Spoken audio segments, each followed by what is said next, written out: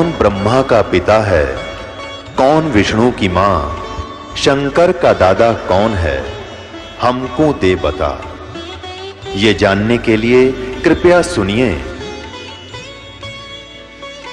जगत गुरु तत्वदर्शी संत रामपाल जी महाराज के अमृत वचन सर्व पवित्र धर्मों के पवित्र शास्त्रों के आधार पर।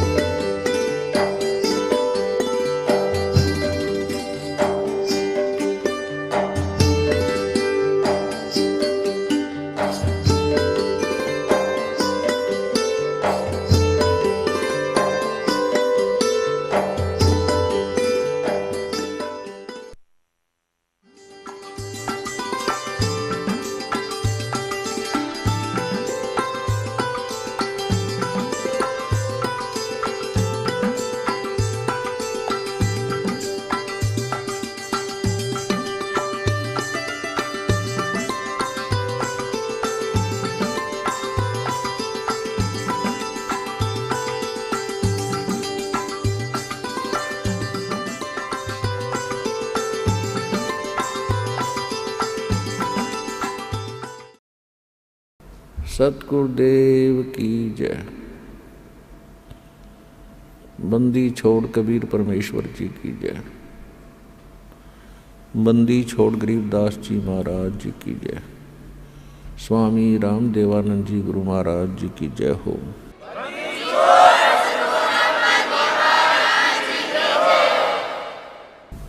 गरीब नमो नमो सतपुरुष को नमस्कार गुरु की नहीं। सुर नर मुनि जन साधुआं संतों सर्वस्ती नहीं। सतगुरु साहेब संत सब डंडो तुम प्रणाम। आगे पीछे मध हुए तिनको जा कुर्बान। नराकार निर्विषम काल जाल वैभंजनम निर्लेपम निज निर्गुणम अकल अनुबेशुंडनम। सोहम सुरति समापतम सकल समाना निर्तल। उज्ज्वल हिरंबर हरदमम बेपरवा अथाह वार पार निमज्जतम। गरीब जो सुमर सिद्ध होई गणनायक गलताना। करो अनुग्रह सोई पारस पद परवाना। आदि गणेश मनाऊं गणनायक देवन देवा। चरण कमल लौलाऊं आदंत करूं सेवा। परम शक्ति संगीतम रिद्धि सिद्धि दाता सोई। अवगत गुण अतीतम सतपुरुष निर्मोही। जगदम्बा जगदीशम मंगल रूप मुरारी। तन मन अर्पों शीशम भक्ति मुक्ति भंडारी। सुर नर मुनि जन ध्यावे ब्रह्मा विष्णु महेशा। शेष सहस मुख गावे पूजे आद गणेशा। इंद्र कुबेर सरीखा वरुण धर्म राय ध्यावे। समर्थ जीवन जी का मन इच्छा फल पावे। 33 कोटि अधारा ध्यावे से 88। उतरे बहु जल पारा कट है यम की फांसी। 33 कोटि अधारा ध्यावे से 88। उतरे बहु जल पारा कट है यम की फांसी। कर जोरूं विनती करूं धरूं चरण पर शीस। गुरु जी राम देवानंद जी महाराज ने दियो नाम बख्शीश। कोटि कोटि सिजदा करूं कोटि कोटि प्रणाम। चरण कमल में राखियो मैं बांधी जाम गुलाम। कुत्ता हूँ गुरुदेव का रामपाल दास का नाम। गले प्रेम की जेवड़ी जाखे चोभा जाऊं तो करो तो बावड़ू, दूर दूर करो तो जाऊं, जो राखो तो ही रहूं, जो देवो सो खाऊं। परम पिता परमात्मा पूर्ण ब्रह्म सर्वश्रेष्ठी रचनहार कबीर परमेश्वर जी की असीम रजा से आप सभी पुण्यात्माएं सत्संग सुनने के लिए उपस्थित हुए। सत्संग में आने से प्राणी को अपने मूल कार्य की जानकारी होती है। मानव शरीर किस लिए प्राप्त हुआ था, इसका मूल उद्देश्य क्या है, हम कर क्या रहे हैं। जब तक प्राणी को सत्संग नहीं मिलता, ये कोई भी कार्य कर रहा है उसी को उत्तम मानता है। कोई कसाई का काम करता है उसको भी श्रेष्ठ मान रहा है, क्योंकि उसने दादा परदादा यही काम करते देखे, तो उसको कोई ऑब्जेक्शन नहीं। इसी प्रकार कोई शराब पीता है तो शराब पीने वाले को भी बुरा नहीं लगता, क्योंकि उसके साथी सभी उसी कार्य को सहर्ष कर रहे होते हैं।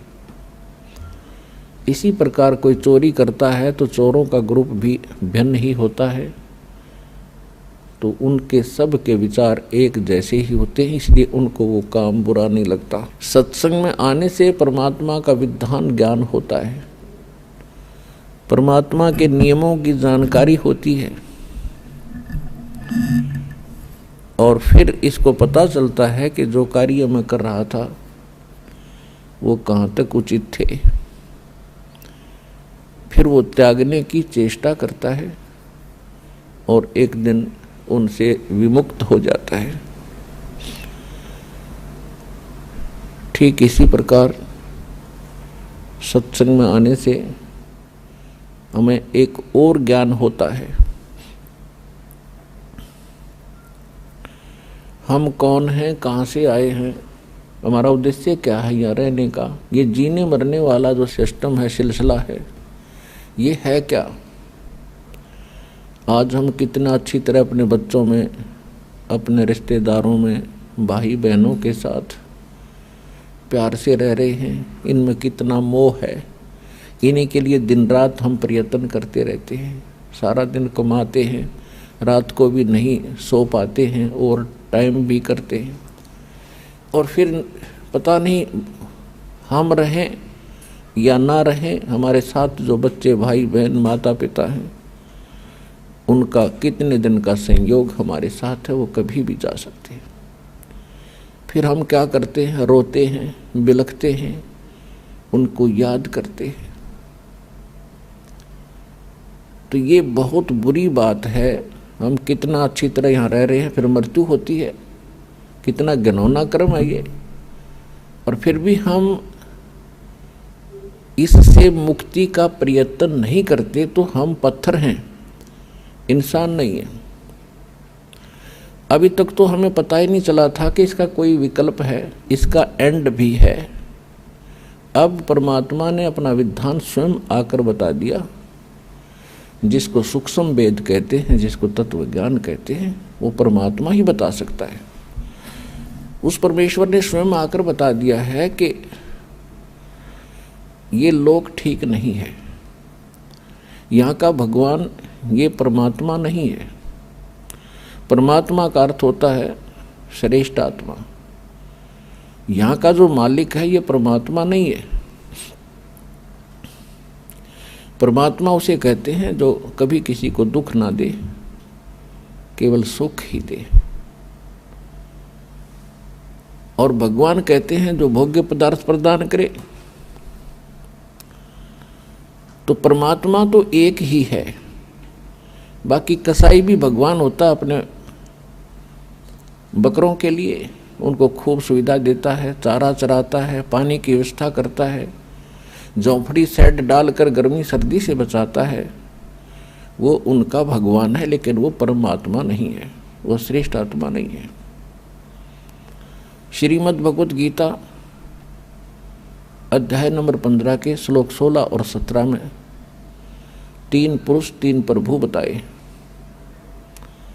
एक सरपुरुष, सरपुरुष ये स्वयं है, यहाँ का जो मालिक है, ब्रह्म है, जिसको काल भी कहते हैं, जिसे ज्योत स्वरूपी निरंजन भी कहते हैं, जो 21 ब्रह्मांड का स्वामी है, प्रभु है, मालिक है।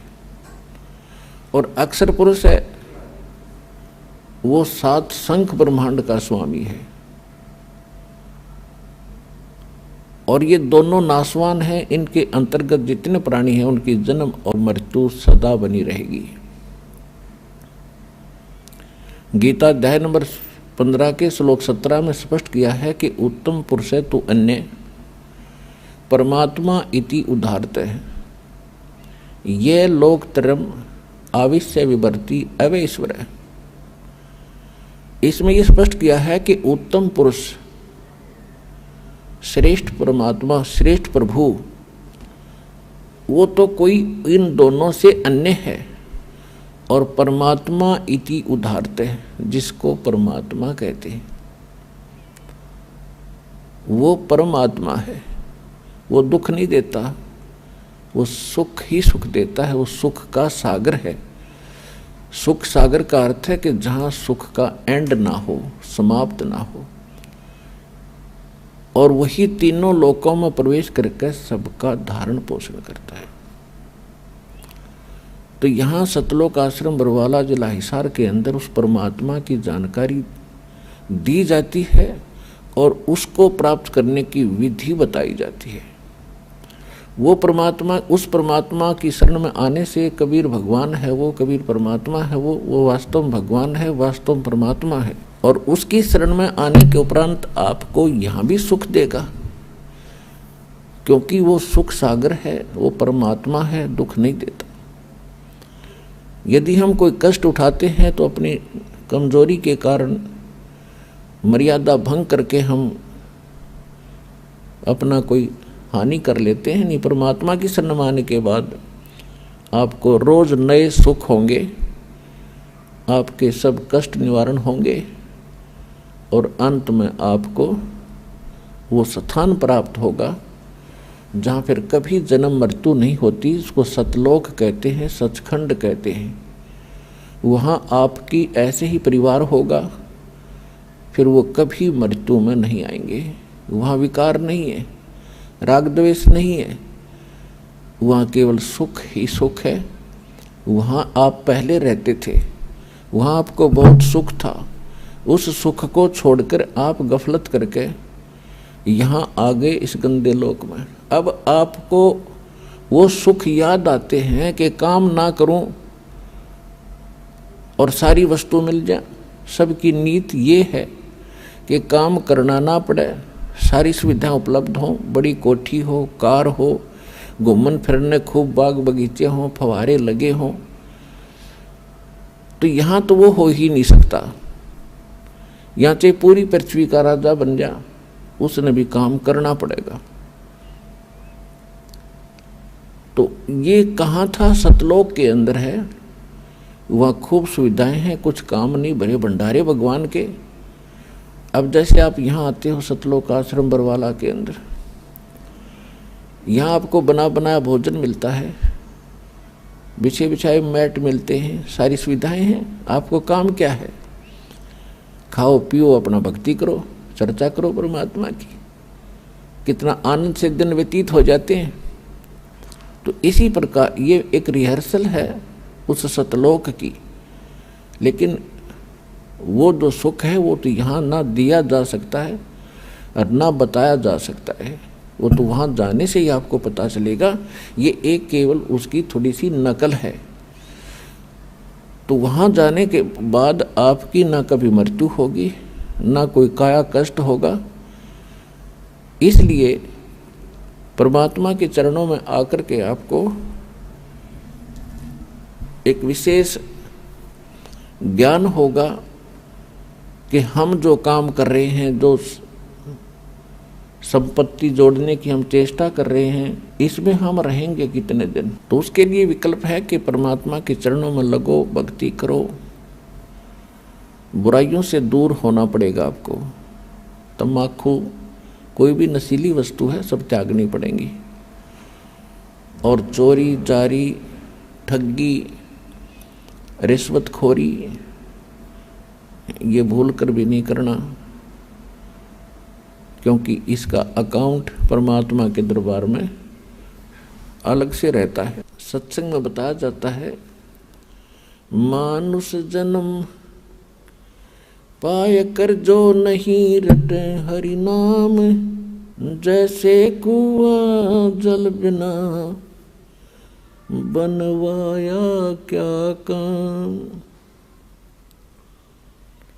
मानुष जन्म दुर्लभ है, ये मिले न बारंबार, तरवर से पत्ता टूट गिरे वो बोर न लगता डर। साथी हमारे चले गए, हम भी चालन हार, कोई कागज में बाकी रह रही, तात लगी है वार। पृथ्वी पति चकवे गए, जिनके चक्र चलंत, रावण सरीखे कौन गिने, ऐसे गए अनंत। सर्व सोने की लंका थी वो रावण से रणधीरम, एक पलक में राज बिराजी, जम के पड़े जंजीरम। मन तो सुख के सागर बसरे, भाई और न ऐसा यसरे।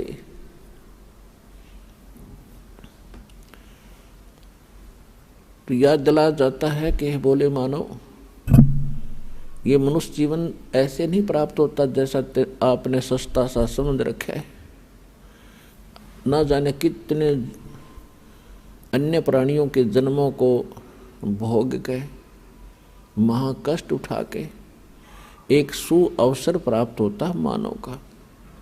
और मानव शरीर के अंदर हम क्या करते हैं, बस संतान हो जा भगवान, अच्छी कोठी बंगले हो जा, फिर इनका विवाह हो जावे और फिर इनके संतान हो जा, फिर हम बेशक मर जावे, बस इतना ही काम था।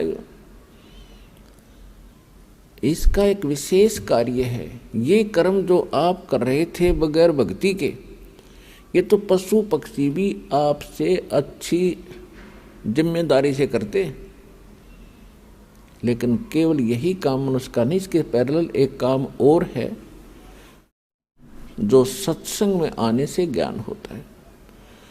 अपने आत्माओं जैसे ये नकली संत भी सत्संग करते हैं, मिलता जुलता ज्ञान भी लगभग बता देते हैं कि भक्ति करो नहीं तो दुख हो जाएगा, लेकिन उनके पास समाधान नहीं है। तो वो सत्संग सुनना या ना सुनना बराबर है। अब जैसे किसी ने बता दिया कि आपको ये बीमारी है, आपको भी पता लग गया, बताने वाले ने बता दिया, तो समाधान उसके पास है नहीं, तो क्या यूज हुआ ये बताने का कि आपको ये रोग है। तो जो डॉक्टर होगा वो बीमारी भी बताओगा, उपचार भी करेगा। तो आज तक या तो स्वयं परमात्मा आए थे जो कंप्लीट कोर्स लिए थे, और उन्होंने कुछ महापुरुषों को ये ज्ञान भी दिया था, नाम भी दिया था, समाधान भी दिया था, लेकिन उन महापुरुषों को मना कर दिया था कि अभी इस वास्तविक भक्ति विधि को और इस तत्व ज्ञान को, मूल ज्ञान को अभी सार्वजनिक नहीं करना। क्यों नहीं करना? तो धर्मदास नाम के एक बड़े महापुरुष हुए थे, परमात्मा उनको आकर मिले थे, जैसा भगवान की लीला में लिखा है। तो धर्मदास जी ने पूछा था, प्रभु आपने मुझे सारी कहानी सुना दी और परमात्मा वो स्थान दिखा दिया जहाँ से हम गिरे थे इसे गंदे लोक में। और अब आपने मुझे सब मंत्र दे दिए और परमात्मा अब आप मेरे बच्चों को या अन्य किसी व्यक्ति को ये नाम देने के लिए मना कर रहे हो, इसका कारण क्या है? आपका दास जानना चाहता है। तब परमात्मा ने कहा था, धर्मदास ये गंदा लोक है, यहाँ का भगवान बहुत निकम्मा है, ये परमात्मा नहीं है, ये छल कपट करके जीव को यहाँ फंसाए बैठे है। और ये जितने भी प्राणी इसके लोक में हैं ये सब अपनी गलती से बालकपन में यहाँ फंसे हैं। अब इनको इसने इतना मिसगाइड कर दिया है, इतना भ्रमित कर दिया है कि इनको समझाना मेरे लिए बड़ा दूभर हो गया है। और अब इसने ऐसा मोर्चा डांट दिया कि असली भगवान का तो नामो निशान मिटा दिया। और बाकी सारी चीज को कैसी पूजा करता है, बड़ी खुशी से करता रहो, कोई प्रॉब्लम नहीं। कहीं तीर्थ पर जाओ, कोई व्रत रखो, कोई मंदिर पूजो, मस्जिद पूजो, गुरुद्वारा पूजो, चर्च में जाओ, या कहीं 4 ईंट लगा के वह मत्था टेकते रहो, या कोई घोर तप कर लो। वो साधना इसने समाप्त कर दी जिससे मोक्ष होगा। और इस काल भगवान ने अपने दूत भेज रखे हैं, ये संत बना के। ये मेरे बच्चे हैं सभी, ये संत भी मेरे बच्चे हैं, मेरी आत्मा है, और श्रोता भी मेरी आत्मा है। लेकिन अब ये इतने भ्रमित हो गए, काल के हाथों पड़ गए। अब यो इनको नाच नचा रहा है, इनकी पूंजी का नाश करवा रहा है।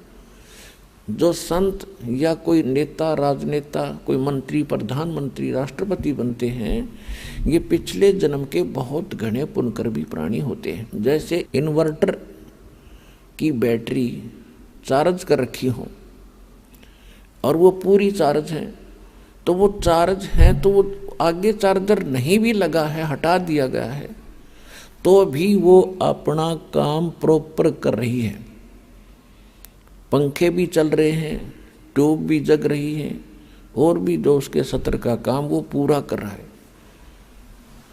लेकिन यदि आगे उसको चार्ज नहीं किया जाता है, चार्जर गलत लगा रखा है, सही स्थान में चार्जर नहीं लगा है, जिसमें लाइट है, वैसे को चार्जर लगा भी दिखता हो तो बैटरी चार्ज नहीं हो रही। और जिस समय वो बैटरी समाप्त होगी, डिस्चार्ज हो जाएगी, फिर सब सुविधाएं एकदम समाप्त हो जाएगी। तो ये जितने संत बने हुए हैं, या कोई राजनेता बना है, कोई उच्च अधिकारी बने हैं, या पैसे वाले सेठ बने हैं, ये पिछले जन्म जन्मांतर के बहुत घने पुण्यकर्मी प्राणी हैं। और अब इनके पुण्यों का नाश करवा रहा है ये काल। इनकी महिमा बना दी, लोग सलूट मारे हैं, गुरुजी बन गए, क्योंकि श्रद्धालु तो उसको गुरु मान बैठा है। और गुरु के प्रति जो आस्था है वो तो एक विशेष होया करती है। लेकिन एक यदि कोई व्यक्ति गधे के ऊपर आस्था लगा ले कि या गाय हर बाल्टी भरेगी दूध की, वो तो मूत की तो भर सके है, दूध की नहीं उसके पास।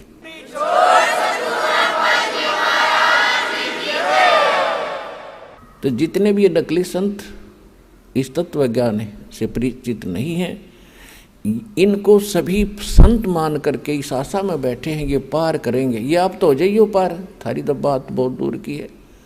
पार होंगे मूल मंत्र से, मूल मंत्र से पार होंगे। और देने वाला मूल मंत्रों का अधिकारी हो तब पार होंगे। तो इस प्रकार परमात्मा बता रहे हैं धर्मदास जी को कि जिस समय ये भोली आत्मा यहाँ फंस गई इस काल के जाल में, आगे इसके साथ में, क्योंकि जब ये यहाँ आए तुम सभी भक्ति युक्त थे, तुम्हारे पास घना धन था भक्ति का, और आप उस भक्ति धन को लेकर इस ठग के साथ आगे, इस ब्रह्म के साथ, सरपुरुष के साथ, इस पर तुम आसक्त हो गए। ये सृष्टि रचना में आपको बहुत बार सुनाया है। अपने पिता से तुम विमुख हुए, भगवान के हृदय से उतर गए, और जिस कारण से आप यहाँ आ गए। इसने क्या छल किया आपके साथ? पहले आपको रखा ऊपर स्वर्ग में, पहले ब्रह्मलोक में रखा। ये ब्रह्मलोक क्या है? एक रेस्टोरेंट है, एक ये होटल है, और ये उसका मालिक है। इसने वहाँ अपने एजेंट छोड़ रखे हैं और उसका कमीशन रखा हुआ है, और जितने पुण्य हैं वो सब सुविधा ये देता है, लेकिन उसके व्यक्ति विशेष के उस आत्मा के पुण्यों से ही वो सब कुछ वहाँ खाता है, भक्ति धन से। और जब भक्ति धन इसका समाप्त हो जाता है तो उसको पृथ्वी पर पटक देता है यहाँ। और फिर इसने परमात्मा का दिया हुआ ज्ञान वेद इनकम्प्लीट दे दिया। परमेश्वर ने इस ब्रह्म को कंप्लीट स्पिरिचुअल नॉलेज दिया था ताकि मेरे बच्चों को ये सारा ज्ञान बता दे, ये भक्ति करके फिर आ जाऊं वापस।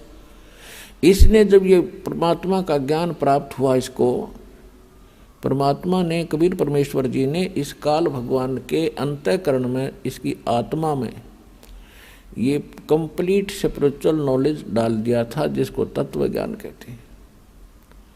और समय आने पर ये जब बाहर आया, वो स्पिरिचुअल नॉलेज यानी वेद, कंप्लीट वेद, पूर्ण वेद, ये एक ही ज्ञान था। फिर इसने क्या किया कि उसमें से वो पोर्शन निकाल दिया जो परमात्मा की सीधी जानकारी थी, और वो मंत्र इसने नष्ट कर दिए। इसने केवल ये 4 वेद रख लिए, जिसमें महिमा तो परमात्मा की कंप्लीट है, लेकिन वे ऑफ वर्शिप, परमात्मा की पूजा का जो मार्ग है वो केवल ब्रह्म तक का है। ओम नाम का जाप लिखा है यजुर्वेद अध्याय नंबर 40 के मंत्र 15 में। वायु अनिलम अमृतम भस्मांतम शरीरम अथिदम भस्मांतम शरीरम ओम कर्तु समर किलबे समर और कर्तुम समर।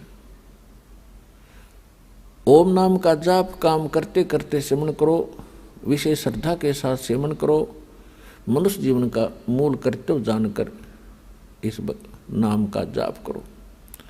फिर 40वें अध्याय के 17वें श्लोक में बताया गया है कि वो परमात्मा, जो पूर्ण परमात्मा, वो तो गुप्त है, उसकी जानकारी ये नहीं रखता, क्योंकि ये बताना नहीं चाहता। और ये वेद ज्ञान फिर ये बता रहा है कि मेरा ओम नाम है और इसकी भक्ति करो। यही ज्ञान चारों वेदों वाला निष्कर्ष श्रीमद् भगवत गीता के अंदर ज्ञान है। 8वें अध्याय के 13वें श्लोक में इसमें भी स्पष्ट किया है कि ओम इति एकाक्षरम ब्रह्म व्यवहारण माम अनुसमरण ये प्रयाति तजन देहम सयाति परमाम गतिम। मुझ ब्रह्म का केवल एक ओम मंत्र है, उच्चारण करके सिमरन करता हुआ जो शरीर छोड़कर जाता है, ओम से मिलने वाली जो गति है वो परम गति इससे हो जाएगी। वो क्या है? ओम नाम का जाप ब्रह्म का है, ब्रह्म के पुजारी ब्रह्मलोक में जाते हैं। 8वें अध्याय के 16वें श्लोक में स्पष्ट किया है कि ब्रह्मलोक में गए हुए प्राणी भी फिर जन्म मृत्यु में आते हैं। इसलिए गीता ज्ञानदाता ने 18वें अध्याय के 62वें श्लोक में कहा है कि अर्जुन तू सर्वभाव से उस परमेश्वर की शरण में जा, उसकी कृपा से तू परम शांति को और सनातन परम धाम को प्राप्त होगा। यजुर्वेद अध्याय नंबर 5 के मंत्र 32 में उसमें स्पष्ट किया है कि उसी कसी मूल संस्कृत है, उसी कसी कबीर अंगारी असी बम्भारी असी शवर ज्योति रतधामासी। कबीर उसी कसी का अर्थ है जो पूर्ण शांतिदायक है, जो परम शांति देने वाला है। कबीर अंगारी असी वो पापों का नाशक, पाप नाशक शब्द, पापों का नाश करने वाला, पापों का शत्रु वो कबीर देव है, कबीर परमेश्वर है। बम्भारी असी बंधनों का शत्रु, अरी माने शत्रु, बम्बर माने बंधन। तो कर्मों के बंधन से हम यहाँ जकड़े पड़े हैं और कर्म के बंधन को केवल कबीर परमात्मा ही काट सकता है। और वो कहाँ रहता है? वो सतलोक में रहता है। अब गीता अध्याय नंबर 15 के श्लोक 17 में जो स्पष्ट किया है कि वो गीता ज्ञानदाता जो कह रहा है 18वें अध्याय के 62वें श्लोक में कि उसकी शरण में जा, उस परमेश्वर की शरण में जा, उसकी कृपा से तू परम शांति को, सनातन परम धाम को प्राप्त होगा। तो वो परमात्मा वो है जो गीता अध्याय नंबर 15 के श्लोक 17 में बताया है कि उत्तम पुरुष है तू अन्य परमात्मा इति उदाहरते, यह लोकतर्यम आविष्य विभर्ति अवैश्वर है। गीता अध्याय नंबर 7 के श्लोक 29 में गीता ज्ञानदाता कह रहा है अर्जुन को कि जो मेरे ज्ञान को आश्रय कर लेगा, वो क्या बताना चाहता है। चौथे अध्याय के गीता में 32 और 34 श्लोक का निष्कर्ष है कि परमात्मा स्वयं आकर के विस्तार के साथ यज्ञों यानी धार्मिक अनुष्ठानों की जानकारी स्वयं देते हैं और उसको तत्व ज्ञान कहते हैं। वो अपने मुख कमल से बोलते हैं। वो सच्चिदानंद घन ब्रह्म की वाणी जो है वो तत्व ज्ञान होता है। चौथे अध्याय के 34वें श्लोक में ये स्पष्ट करता है कि मैं उससे परिचित नहीं हूँ, उसके लिए तू तत्वदर्शी संतों की खोज कर और उनको दंडवत प्रणाम करने से, कपट छोड़कर उनकी सेवा करने से वो तत्वदर्शी संत तुझे उस तत्व ज्ञान का उपदेश करेंगे। और 7वें अध्याय के 29वें श्लोक में अब ये कह रहा है कि मेरे इस ज्ञान को जो धारण कर लेगा, स्वीकार कर लेगा, इसके आधार से जो मेरे ज्ञान को आश्रय कर लेता है तो फिर उसको तत्वदर्शी संत मिल जाते हैं खोज करने पर। तो वो व्यक्ति जरा और मरण से, जरामीन वृद्धावस्था का दुख और मरण माने मृत्यु के कष्ट से छूटने का ही प्रयत्न करते हैं। जिनको तत्व ज्ञान हो जाता है, तत्वदर्शी संत मिल जाते हैं, फिर उनकी आस्था इस गंदे लोक से हट जाती है। यहाँ की इच्छाओं से वो मन हटा लेता है और वो फिर क्या करता है, वो जरा और मरण से छूटने के लिए ही प्रयत्न करते हैं। तो वो क्यों करते हैं? क्योंकि वे संपूर्ण अध्यात्म से और सभी कर्मों से और उस तत्व ब्रह्म से परिचित हो जाते हैं। तत्व ब्रह्म, ब्रह्म माने भगवान, लेकिन ये जो ब्रह्म है यहाँ का ये सर्वब्रह्म है, सर्वपुरुष है और वो परम अक्षर ब्रह्म है, वो अविनाशी परमात्मा है। तो अर्जुन ने गीता अध्याय नंबर 1 में प्रश्न किया, 8वें अध्याय के 1 में प्रश्न किया मंत्र में कि किम तत्ब्रह्म और किम अध्यात्म किम कर्म पुरुषोत्तम। वो तत्ब्रह्म क्या है भाई, जिसको जानने के बाद व्यक्ति यहाँ की कोई इच्छा नहीं रखता और केवल जरा और मरण से छूटने का ही प्रयत्न करता है। वो किम तत्ब्रह्म, वो तत्ब्रह्म क्या है और क्या कर्म है और अध्यात्म किसे कहते हैं। गीता ज्ञानदाता ने 8वें अध्याय के 3 श्लोक में कहा कि वो परम अक्षर ब्रह्म है। वो परम अक्षर ब्रह्म है, ये स्वयं ब्रह्म है और वो परम अक्षर ब्रह्म है, उसको सच्चिदानंद घन ब्रह्म भी कहते हैं। तो इस प्रकार हमें ज्ञान हुआ कि और परमात्मा है जो हमें सुख देता है। तो धर्मदास जी को परमात्मा बता रहे हैं कि सबसे जब ये दुखी हुए, क्योंकि स्वर्ग में तो इनको मिलता जुलता सा सुख लगा सतलोक का, जब आप यहाँ आए तो सतलोक से जब नीचे आए तो ब्रह्मलोक में मिलता जुलता सा तुम्हें राहत मिल रही थी। और जब तुम्हारी पूंजी समाप्त होगी, तुम होगे कंगाल, तो पटक दिए पृथ्वी पर कि फिर धन जोड़ो और फिर आओ यहाँ पर, फिर तुम्हें कुछ समय सुख मिलेगा। अब ये स्वर्ग और ये महास्वर्ग जिसको ब्रह्मलोक कहते हैं उसको महास्वर्ग कहते हैं। ये तो ऐसे हैं जैसे रेस्टोरेंट होते हैं, जैसे हरियाणा, पंजाब, राजस्थान, उत्तर प्रदेश, मध्य प्रदेश आदि इन राज्यों में गर्मियों के मौसम में बहुत गर्मी पड़ती है और जो सेठ साहूकार कुछ व्यक्ति जिनके पास घना धन हो जा, वो क्या करते हैं, जब इधर चले जाते हैं कुल्लू मनाली शिमला के अंदर गर्मियों का समय व्यतीत करने के लिए। वहाँ ठंडा क्षेत्र है, तो वहाँ क्या करते हैं, एक होटल में कमरा किराए पर लेते हैं, सारा उस होटल में खाना खाते हैं। तो वहाँ उनको जो पूंजी ले जाते हैं 50-60 हज़ार रुपये, तो वो उनकी पूंजी वहाँ ख़त्म हो रही है, वो सुख अवश्य प्राप्त कर रहे हैं। और जब उनकी वह धन समाप्त हो जाएगा, उनको फिर से कर्म क्षेत्र में आना पड़ता है। और अगले वर्ष हो सकता है इतनी पूंजी ना बचे कि हम होटल में जा सकें 2 महीने 3 महीने काटने के लिए, मई जून जुलाई के, तो फिर वहीं पड़ा रहना पड़ेगा उसको। तो ऐसे यहाँ के स्वर्ग महास्वर्ग बताए हैं। उसके लिए गीता ज्ञानदाता कहता है कि यदि तुम्हें कंप्लीट पीस चाहिए, संपूर्ण शांति चाहिए, तो उस परमेश्वर की शरण में जा। उसके लिए ऑप्शन छोड़ दिया कि मैं नहीं जानता, तत्वदर्शी संतों से पूछो। तो ये दास रामपाल दास है, वो तत्वदर्शी संत इस विश्व में।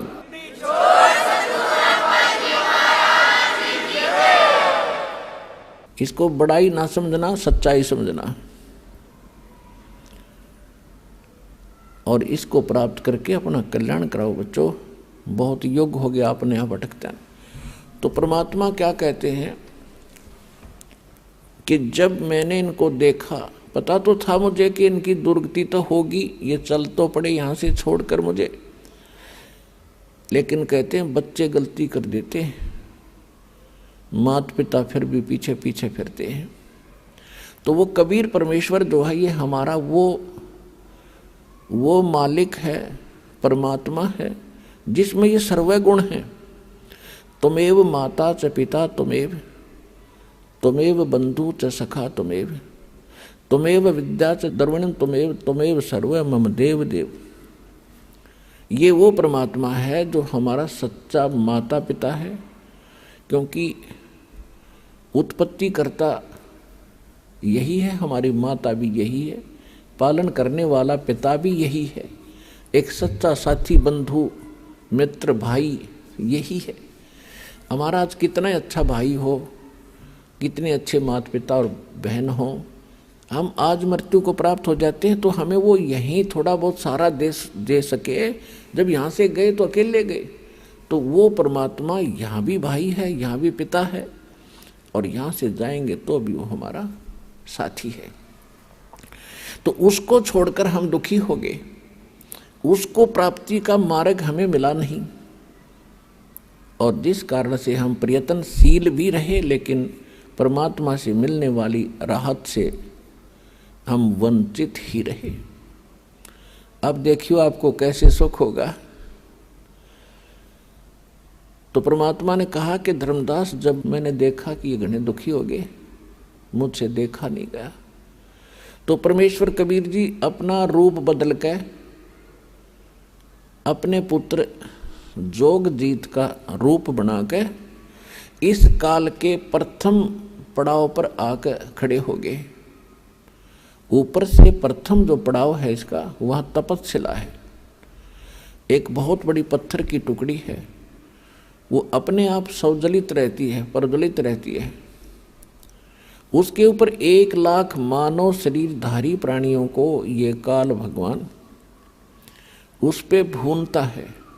ये शरीर यहाँ रह जाता है, इसके अंदर एक और शरीर है, एक और बॉडी है जिसको सूक्ष्म शरीर कहते हैं। जैसे बादाम के ऊपर एक छिलका होता है और गिरी खांड की अंदर होती है, ऐसे ही समझ लेना। तो इस सूक्ष्म शरीर के अंदर जीव मरता नहीं, लेकिन कष्ट बहुत होता है। 1 लाख मानव शरीरधारियों को वहाँ डाल देता है। वो बॉडी ऐसा ही रहता है जैसा हमारा शरीर है, एज इट इज चेहरा एज इट इज रहेगा, ये ऊपर का कवर यहाँ रह जाएगा, ये जो स्थूल शरीर है। जैसे सर्प कांचली छोड़ जाता है, तो वो कांचली सर्प नहीं है, सर्प उससे अलग है। ऐसे इस प्राणी को ऊपर पटका जाता है वहाँ सुख उसमें तपतशिला पर, तो वहाँ बहुत बुरा हाल होता है। जैसे खील भुना करते हैं ऐसे चटक मटक प्राणी करते और उठ नहीं सकते, ऐसी सिद्धि से वहाँ कार्य किया जाता है। उनको भूनने का उद्देश्य क्या है कि आप सारे जीवन में जो भी खाते हो पीते हो, और आप एक और विशेष चीज़ देखो कि तम्बाकू, हुक्का, बीड़ी ये इस बॉडी के लिए हानिकारक है। और तकरीबन समाज, किसी भी समाज में देख लो, सब पीने लगे हुक्का, बीड़ी, तम्बाकू, शराब, मांस खाना, भुक्की पीना। ये क्यों पिलाता? ये पिलाता मन रूप में। ये काल सबके अंदर एक एलिमेंट रूप में रहता है, इसने छोड़ रखा एलिमेंट। जैसे परमात्मा का एलिमेंट तो आत्मा है और काल का एलिमेंट ये मन है, तो इसने सारी को बद्ध करवाणी जीवतें। किस लिए? कि जितने ये बकवाद खावेगा पीवेगा उतना ही इसके बॉडी में उसका अंश लिप्त होगा सूक्ष्म शरीर में। तो उसके बाद फिर वो जो का तो ऊपर जाकर जब उसको भुना जाता है, जिसने घना हुक्का पी रखा है, घनी शराब पी रखी है, वो देर तक वहाँ भुना जाता है कि उसमें अच्छा माल होता है इस काल का। तो वहाँ सबको इसलिए डाला जाता है कि जो सारे जीवन में इसने जो खाया पिया, कुछ तो बॉडी शरीर सुख स्थूल शरीर इससे ठीक रहा, शेष उसके अंदर जम जाता है और वो इतने गर्मी के बिना छूटता नहीं। वहाँ इनको तड़फाया जाता है, हाहाकार मच जाती है, अचेत हो जाते हैं कुछ देर के बाद, और फिर उसका समय निर्धारित है, उसके बाद उनको वहाँ से उठा दिया जाता है और वो जो गंध है उसका सारा नीचे चला जाता है अलग से उसके पात्र में। और ये प्राणी अपने आकर के फिर धर्मराज के दरबार में आते हैं, फिर अपने कर्मानुसार कोई पशु बनो, पक्षी बनो, मनुष्य बनो या राजा बनो, जाओ, उसका काम पूरा हुआ। तो परमात्मा कहते हैं जहाँ ये तपतशिला पर भूनने जा रहे थे प्राणी धर्मदास, में वहाँ आके खड़ा हो गया। इनका बुरा हाल हो रहा था, रो रहे थे। कहीं पर तो एक परिवार के 2-2 सदस्य वहीं भूनने जा रहे थे, वहाँ उनके गुरु भी साथ पटक वहीं पर भूनने जा रहे थे, ऋषि महर्षि भी वहाँ पर भूनने जा रहे थे। और जब मैं वहाँ जाकर खड़ा हुआ, एकदम उस तपतशिला की जो तपत थी, जलन थी, वो एकदम शांत होगी। टुकड़ी तो गर्म ज्यों की त्यों है, लपटें निकल रही हैं आग की, लेकिन उन प्राणियों को मेरी शक्ति से उस आग का कोई असर नहीं हो रहा था। तो जब उनका वो पीड़ा खत्म हुई तो एकदम बैठे शांत होकर मुझे देखा, तो परमात्मा के उस शीतल चंद्रमा जैसे शीतल चेहरे को देखकर वो सभी ये समझ गए कि शायद ये भगवान है। तो उन्होंने कहा कि हे परमात्मा, हम यहाँ पर कौन से कर्म का दंड भोग रहे हैं? तब तो परमेश्वर ने कहा कबीर जी ने कि बेटा, ये तुम्हारा इस लोक का दंड नहीं, ये तुमने सतलोक में गलती करी थी। अपने मूल स्थान को छोड़कर, उस सर्व सुख दायी स्थान को छोड़कर भरी थाली का ठोकर मार कर तुम यहाँ आए हो इस काल के साथ। परमात्मा ने उनको कुछ ही समय में सारी सृष्टि रचना बताई सुनाई। तो सभी को वहाँ तो तुरंत समझ में आ गई, क्योंकि यहाँ तो अपलातून पाक रहे हम।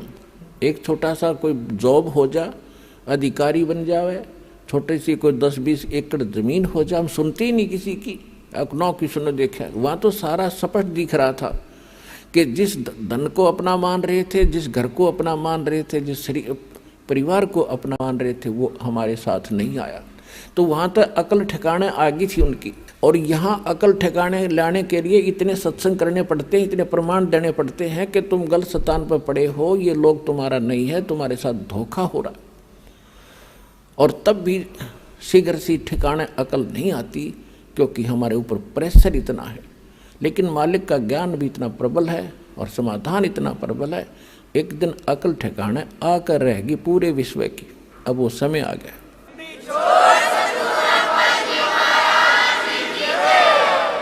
तो सभी ने करबद्ध होकर कहा, परमात्मा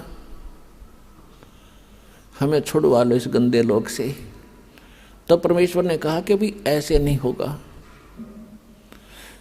जिस समय आपको पृथ्वी लोक पर मानव शरीर प्राप्त हो, स्त्री या पुरुष का, और वहां मेरा कोई भूला भटका कोई संत तुझे मिल जा, इस मेरे इस ज्ञान को बताने वाला जो मैं तुम्हें बता रहा हूं, ये याद रखना।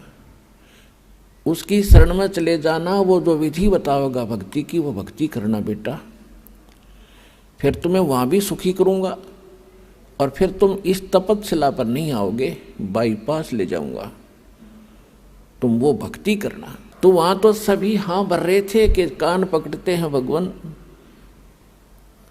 आज के बाद इस काल का नाम नहीं जाप करेंगे, हम इसने याद भी नहीं करेंगे, हम आपकी भक्ति करेंगे। हमने तो भगवान जान के और इस काल की पूजा की दाता। आज अकल खुली हमारी, और अब के मनुष्य जीवन मिलेगा तो हम वही भक्ति करेंगे जिससे आपकी प्राप्ति हो। तो परमात्मा ने कहा भाई ठीक है, याद रखना इस बात को बच्चों, भूलना नहीं। और तुम वहाँ ऋषि बैठे थे, जो गुरु बैठे थे, वो निराकार बताया करते थे ब्रह्म को। परमात्मा ने कहा कि ए मुनि जी, तुम कैसा मानते थे परमात्मा को?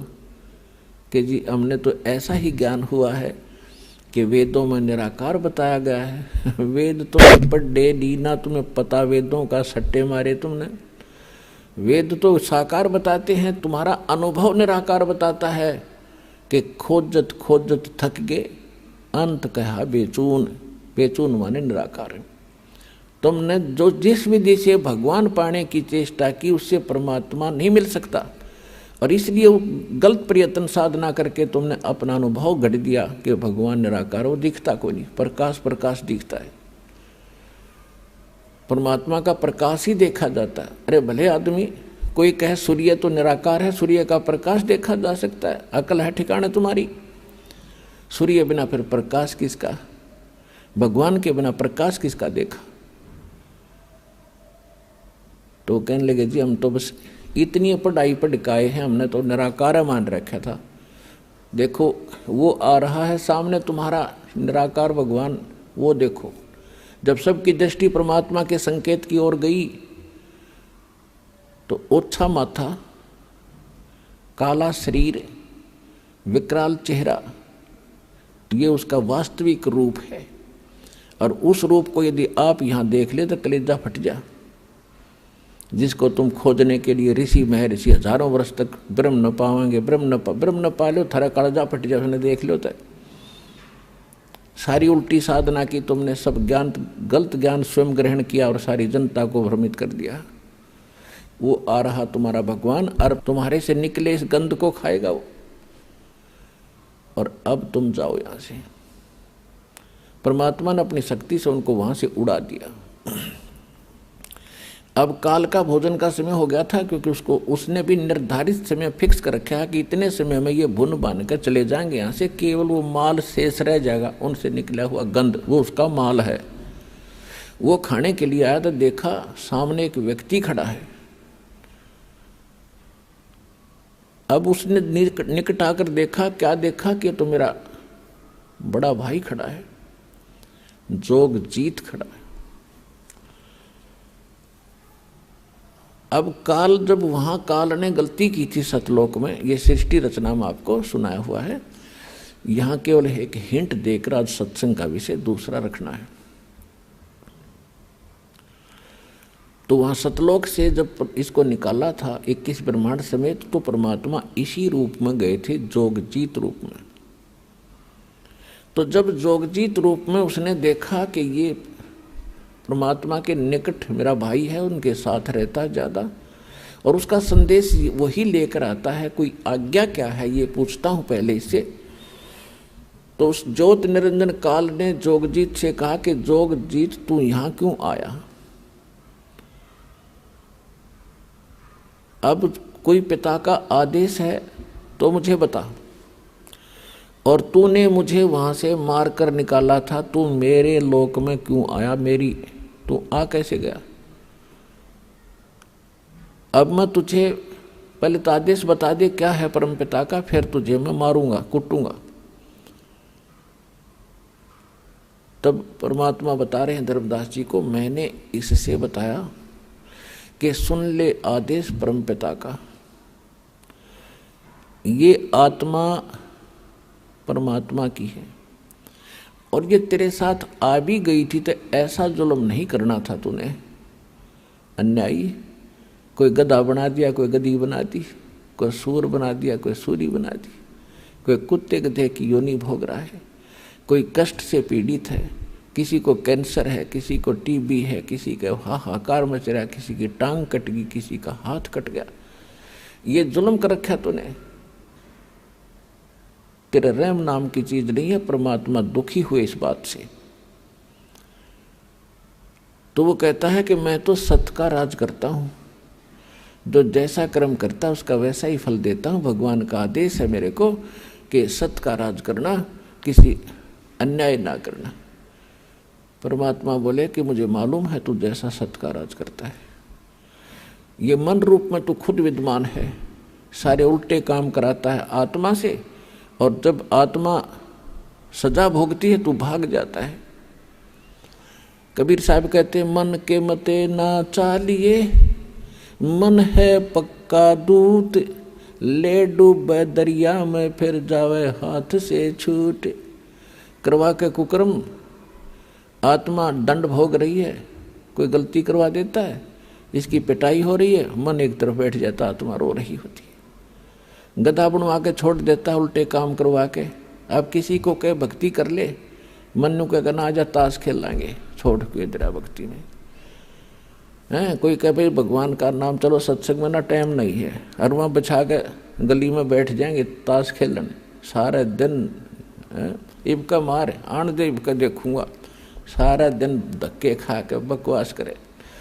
तो ये मन करवाता है, और जब आत्मा जाग जाएगी, झांखे भी नहीं इन कर्मों को, तो आत्मा को यहाँ जगाया जाता है, इसका मूल ज्ञान बताया जाता है, ये कहाँ की रहने वाली है, वो स्थान याद कराया जाता है, ये सत्संग में याद कराया जाता है। तो सुन ले आदेश परमात्मा का। जोग जीत रूप में भगवान कह रहे हैं कि मैं नीचे जाऊंगा, सभी तेरे ब्रह्मांड सब लोक में जाऊंगा, नीचे के स्वर्ग लोकों में, ब्रह्मा विष्णु महेश की नगरी में, और पृथ्वी लोक पाताल लोक पर जाऊंगा। सब जीवों को बताऊंगा कि ये भगवान नहीं है जिसको तुम परमात्मा मान बैठे हो, ये वो परमात्मा नहीं है। और वो ज्ञान बताऊंगा, उस भगवान के चिन्ह बताऊंगा जिसका तूने नामो निशान मिटा दिया। मैं इसलिए आया हूँ, आदेश है परमात्मा का। नीचे जाऊंगा, तेरी पोल खोलूंगा, तेरा भांडा फोड़ूंगा कि तू काल है, तेने जुल्म कर रखा है इनके साथ, सारी उल्ट साधना करवा के इनकी दुर्गति कर दी है। और ऐसा मंत्र दूंगा उनको कि वो जाप करके सीधे सतलोक आ जाएंगे, तेरे झंझट से छूटेंगे। तब कहते हैं ये सुनकर काल इतना भयंकर हो गया धर्मदास कि मुझे मारने के लिए चढ़ा कि तेरे को अभी खत्म कर दूंगा, तो मेरी खेती उजाड़ेगा, मेरा बाग उजाड़ेगा। क्योंकि उसने तो हम इसलिए पैदा कर रखे हैं जैसे कसाई बकरे पालता है। पुण्यात्माओं, ये कोई डूम बाट के गीत नहीं है, रामपाल की दंत कथा नहीं है, ये गॉड गिवन स्टोरी है और रियल स्टोरी है।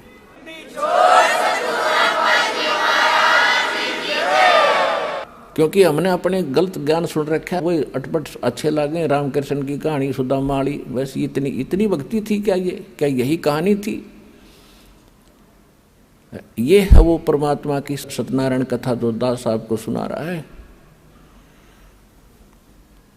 तो आपको इसलिए पाल रखा, धर्मदास जी को बता रहे परमात्मा के जैसे कसाई बकरे पालता है, और उन बकरों की बुद्धि इतनी ही काम करती है कि ये बहुत अच्छा आदमी है जो हमारा मालिक है।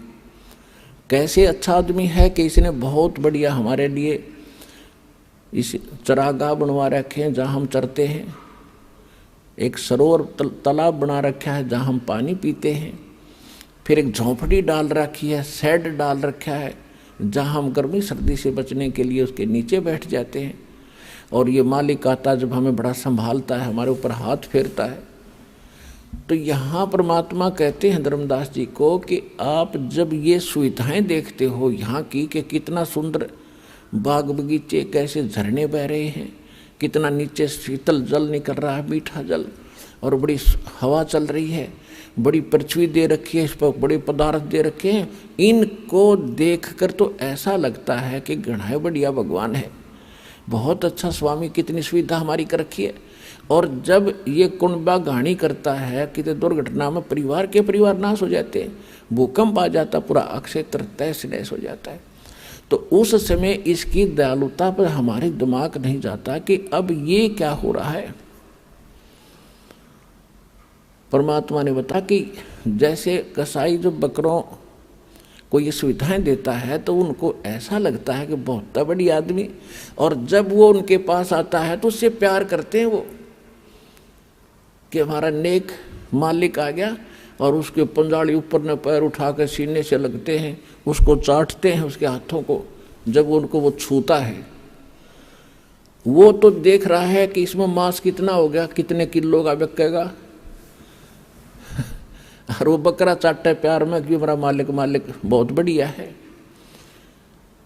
और जब भी उसको आवश्यकता होती है, एक डंडा लेकर निकाल लेता कि चाहे बेटा मरो चाहे बेटी कटो, माँ कटो चाहे भाई और बहन कटो, वो ना देखता किसी ने। तो ये स्थिति समझ लेना धर्मदास, इस काल कसाई में जहाँ आप रह रहे हो, इस गंदे लोग पे। लेकिन आपको कोई ये ज्ञान बताने वाला था नहीं, और परमात्मा बताने के लिए आए तो हम सुनने को तैयार नहीं थे, क्योंकि हमारे धर्म गुरुओं ने हमें मिसगाइड गढ़ा कर दिया कि कबीर जो है ये अशिक्षित है, क्या जाने धर्म ग्रंथों के बारे में, संस्कृत इसको आती नहीं। और हमारे धर्मगुरु संस्कृत नहीं बोला करते, हम उनके ऊपर कुर्बान थे कि ये विद्वान है, सचमुच कबीर तो एक धानक है, जुलाहा है, अशिक्षित है, ये क्या जाने वेदों और सदग्रंथ के बारे में। तो ये निंदा कर रहा है हमारे धर्मों की। और परमात्मा सच्ची बताया करते थे, वही ज्ञान जो आज दास बता रहा है, यही परमात्मा स्वयं बताया करते थे। उस समय हमने स्वीकार नहीं किया क्योंकि हम अशिक्षित थे। अब जो रहस्य आपको आज उजागर किया जा रहा है कि वो नाम क्यों मना कर रखा था उस समय बताने को, और अब क्यों आदेश दिया है इसको खुले आम बताने का। तो उस समय धर्मदास जी को परमात्मा ने बताया कि इसने ये व्यवस्था कर रखी है, अपने स्वार्थवश तुम्हें यहाँ रोक रखा है। और 3 गुण हैं इसके पुत्र, उनमें एक एक गुण भर रखा है, और उनके कारण आप इतने यहाँ जकड़े पड़े हो। ब्रह्मा में रजगुण भर दिया, रजोगुण के प्रभाव से, जैसे किसी ने शराब पी रखी है या भांग पी रखी है, वो जो भी गतिविधि करता वो होश हवास में नहीं कर रहा, वो तो मजबूरी है। अर्थे 1000 ने पी रखी हो भांग तो सारी एक जैसा काम करेंगे, एक जैसी उनकी चाल होगी, एक जैसी बोली होगी, एक जैसी क्रिया होंगी। तो यहाँ सबके ऊपर, प्रत्येक प्राणी पे, चींटी से लेकर हाथी मानव, सबके ऊपर उनका प्रभाव है। तो उससे प्रभावित होकर सभी संतानों उत्पत्ति करते, ये विवश हो गए हैं। बस की बात नहीं प्राणी कहते, कितनी बात बनाओ, ऋषि महर्षियों की कथा सुना दें आपको, ये बड़े बड़े इन्होंने खूब कोशिश की हम इस विकार से बचें, वासना रहित हो जाएं। एक श्रृंगी ऋषि था और वो घर त्याग कर ऋषि परमात्मा पाने के लिए जंगल में चला गया। अब इनको ज्ञान तो था नहीं बेचारों को, लेकिन भगवान के लिए आत्मा भटक ही रही है। आप भी भटक रहे हो, कोई कहीं जा रहा था, कोई कहीं जा रहा था। यह आत्मा रुक नहीं सकती जब तक परमात्मा नहीं मिलेगा इसने।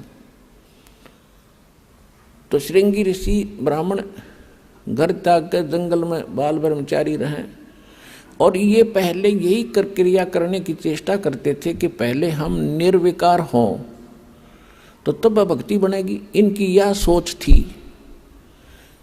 तो जिस साधना से वो निर्विकार होने की कोशिश कर रहे थे वो साधना भी निर्विकार नहीं हो सकते। तो उन्होंने क्या किया कि भी अन्न अधिक नहीं खाना चाहिए, ज़्यादा अन्न खाने से वासना जागती है, चटपटे भोजन खाने से। तो उसने अभ्यास करते करते इतना अल्प आहार करने का अभ्यस्त हो गया, लास्ट में एक दिन में वृक्ष के तरफ मुंह करके बैठ जाता, भक्ति करता था। साधना जैसा उसने डले ढोण का पता था, और सारा दिन में एक बार वृक्ष की छाल पर जीभ मारता था। बस अंत में इतना अल्प आहार हो गया था उसका, और जिस कारण से वो आसपास के क्षेत्र में घना प्रसिद्ध हो गया कि भी ऐसा महात्मा देखा नहीं, सारे दिन भक्ति करता है, समाधिस्थ रहता है, आंखें भी नहीं खोलता, सारा दिन में एक बार वृक्ष के जिह्वा लगाता है, बस उसी से तृप्त हो जाता। अयोध्या नगरी के आसपास जंगल में वो बैठा था। तो वहाँ सब जगह ये बातें फैली। तो अयोध्या के राजा दशरथ की लड़की थी, और उसको भी पता चला श्री रामचंद्र से पहले, रामचंद्र अर्थात जब तक पैदा भी ना हुए थे, तो लड़की को पता चला। तो अपने पिता की आज्ञा लेकर संत के दर्शनार्थ वो भी चली गई अपनी सहेली नौकरानियों के साथ। तो वहां जाकर देखा उसने कि साधु बड़ा महापुरुष है, और यदि ये आंखें खोल ले, इसको घर ले आए हम और इसके वचन सुने, सेवा करें, कुछ अच्छी हमारी किस्मत बनेगी। तो इस उद्देश्य से उसने अन्य किसी महापुरुषों से, उनके साथ जो साधु संत रहते थे, ब्राह्मण गुरु होते थे, उनसे पूछा ये आंखें कैसे खोले। तो किसी वैद्य ने बता दिया कि आप जहाँ ये जीवा लगाता है श्रृंगी ऋषि, उस वृक्ष की उस स्थान पर थोड़ा सा शहद लगा दो। उस लड़की ने आज्ञा दे दी, उसके नौकरों ने वहाँ पर शहद ला दिया उस स्थान पर। अब ऋषि जी पहले तो एक बार जीभ मारता था, उस दिन 6 बार मारी, क्यों अच्छी मीठी लग गया। और अगले दिन फिर ऐसे कर दिया। तीसरे दिन ऋषि जी की, श्रृंगी ऋषि की आंख खुल गई, और फिर उससे प्रार्थना की कि हमारे घर चलो। ऋषि जी ने घर जाने से तो मना कर दिया, लेकिन वहाँ लड़की डेली वहाँ सेवा करने जान लाएगी। अंत में उस राजा दशरथ की लड़की ने ब्याह कर लिया उस ऋषि जी ने। चला था भगवान पाने के लिए, और फिर फंस गया उसी दलदल में। तो परमात्मा कहते हैं जो ये वासना है, रजगुण का जो प्रभाव है, ये इतने विवश हैं ये प्राणी, ये जीव के बस का नहीं है। इसका तरीका बताया है परमात्मा ने। तुम डले ढूंढ जाओ, जंगल में जाओ। कबीर साहब कहते मन के मारे बन गए और बन तज बस्ती माही, कहे कबीर क्या करूं ये मन तो माने नहीं। एक किसान था, उसने कोई ज्ञान सुन लिया किसी संत से, इतना प्रेरित हो गया, उसका 2 बालक थे छोटे छोटे, उनने छोड़कर और चल पड़ा परमात्मा पाने के लिए। उस संत के आश्रम में रहने लग गया। अब वो संत के आश्रम में रहा करता था, और वहां जाने के बाद कुछ दिन तो, क्योंकि आत्मा भगवान के लिए भटकती ही रहेगी, ये इसके बस की बात नहीं।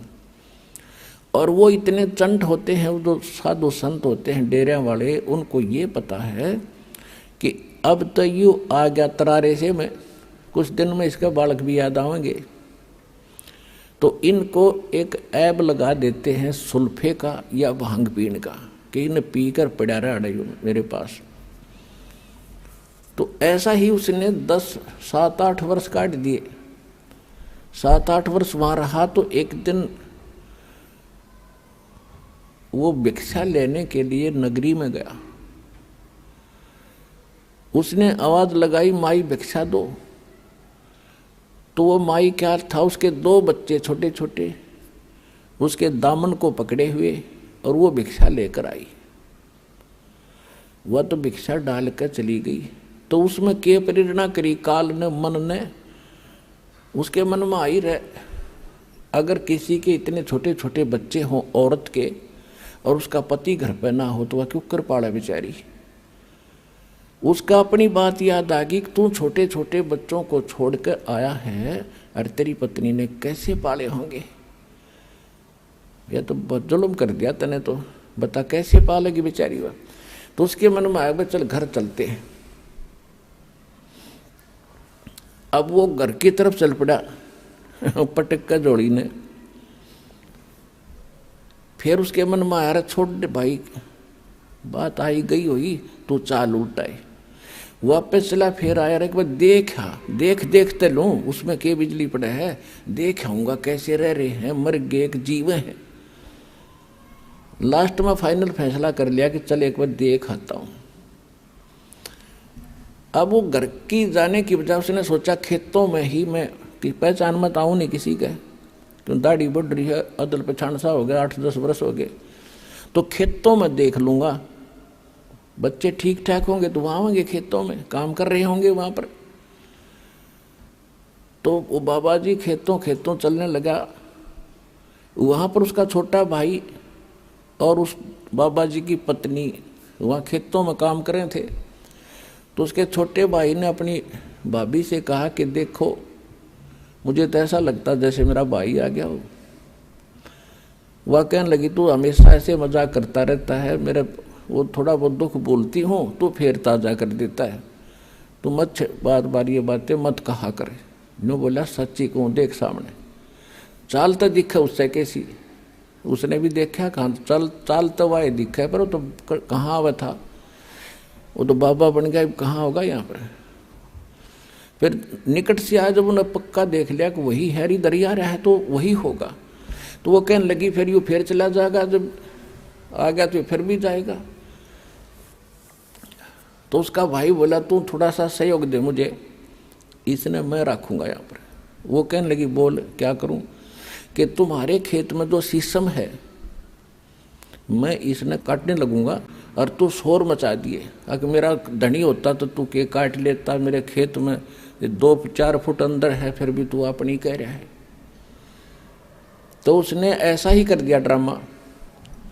वो लेकर कुआड़िया लाग गया, शीशम ने धीरे धीरे किता मारने, और वह लागी शोर मचाने कि तने मैं सदाई लूटी हूँ, मेरा पति घर पे होता तो क्या तू आज ऐसा कर्म करता। देखो रे लोगों 10-5 फुट अंदर जगह मेरे खेत में हरनों का मेरी है, काटूंगा, मानता नहीं। और वो ज्वार में बढ़ के नो देखा था, सुने था सारी बात बैठा बैठा। ज्वार रोती देखी, जब लकड़ का आया, बोला रे एकली नहीं है, मैं भी आ गया हूँ।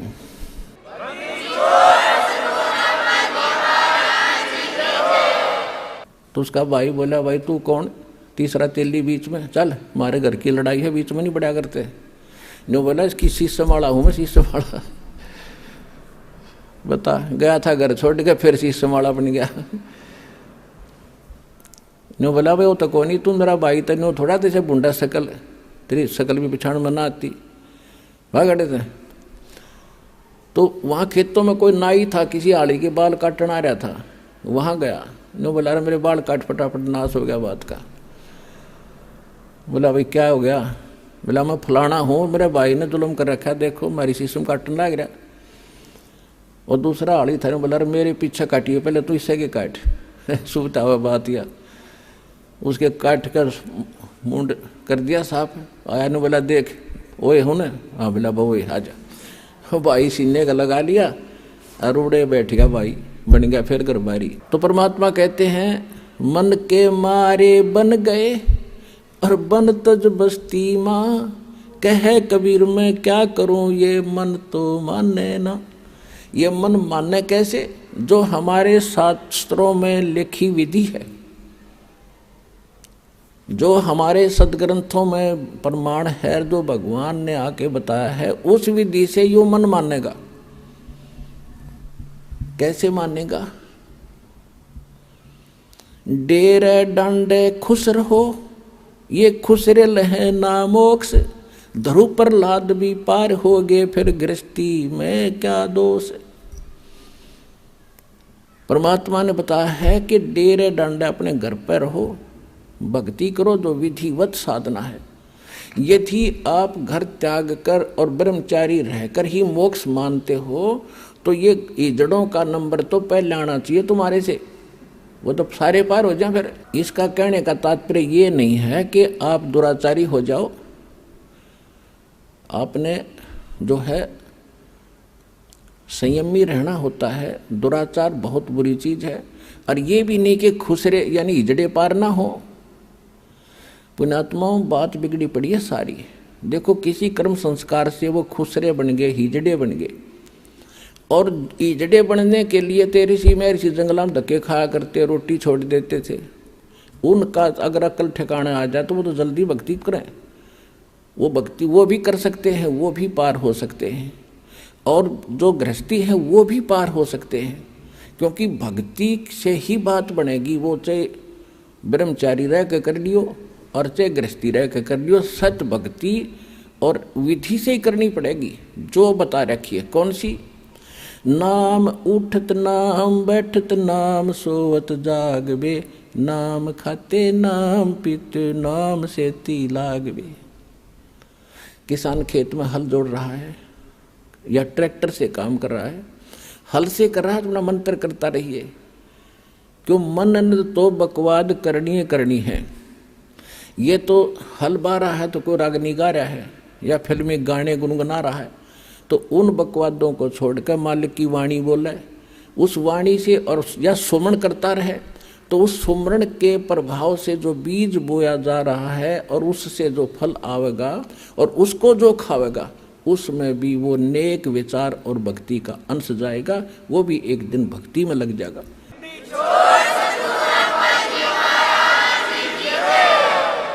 ये इन विचारों का इतना प्रभाव पड़ता है। एक संत की एक बहन शिष्या थी, वो उसके घर चला गया। उधर से उसकी शिष्या की बहन आई हुई थी, उसकी लड़की विधवा होगी। एक दो बच्चा था, जवान अवस्था में थी, और उसके कोई भाई था नहीं, उसके दामाद का कोई भाई नहीं था, इकलौता था अपने माता पिता के। तो वो उधर उन 2-3 संत के साथ 2-3 और भगत संत थे। तो उन्होंने जब खाना खाया, रात को सो गए, तो सुबह उस संत को सारी रात ऐसे सपना आया कि हे भगवान, मेरी बेटी विधवा होगी, हे परमात्मा, इसका क्या होगा, आगे कोई रास्ता नहीं, छोटे छोटे बालक हैं, कैसे पालेगी। तो उसने अपनी शिष्या को बुलाया कि बेटी, आज ये खाना किसने बनाया था हमारा? उसने कहा कि मेरी बहन आई हुई है और उसने ये खाना बनाया था आपका। क्या उसकी कोई लड़की को हादसा हो गया? हाँ, कहा जी, बहुत बुंडी बन गई उसके साथ। तो अभी 2 बच्चे थे, वो लड़की विधवा होगी, और बहुत चिंतित है ये। वो लड़की को बुला, उसको तो समझाया, बेटी ये तो जो होना था हो गया, पर भक्ति कर, नाम ले ले तू। वह तो बहुत अलग शिक्षा दी, लेकिन कहने का भाव ये है कि वो खाना बनाने वाले के विचार उस भोजन में गए और उसको जाकर अफेक्ट किया उस ऋषि संत को। तो इसी प्रकार जो आज सारे वातावरण में रागनी, फिल्मी गाने, राजनीति की बातें या अटपट सुनते हो, अखबारों में पढ़ते हो, फिर दूसरों को सुनाते हो, ये सारे समाज में फैल गया। सबका वही स्वभाव बन गया। सुबह उठते आदमी चाह पीछा पीवा, पहले का अखबार लाओ, अखबार में के पढ़ रहे, उड़ा 3 मर गए हैं, उसका न्यू हो गया, फलाना न्यू हो गया, वहाँ बलात्कार हो गए। ये पढ़ने की बातें। सुबह उठते मालिक की कथा सुने, परमात्मा के मंत्र जाप करें, परमात्मा की कथा सुने तो आत्मा का उद्धार हो।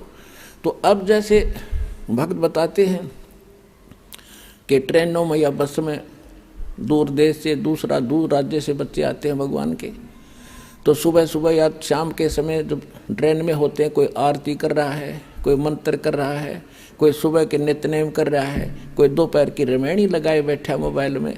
एक वातावरण बदलता जा रहा है, तो पूरे विश्व पर इसका असर होगा। एक दिन सब नाम लेंगे, ये मालिक का वचन है। तो ऐसे प्रभाव पड़ेगा।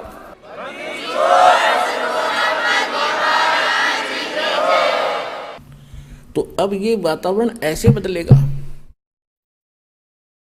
परमात्मा की वाणी में बहुत ताकत है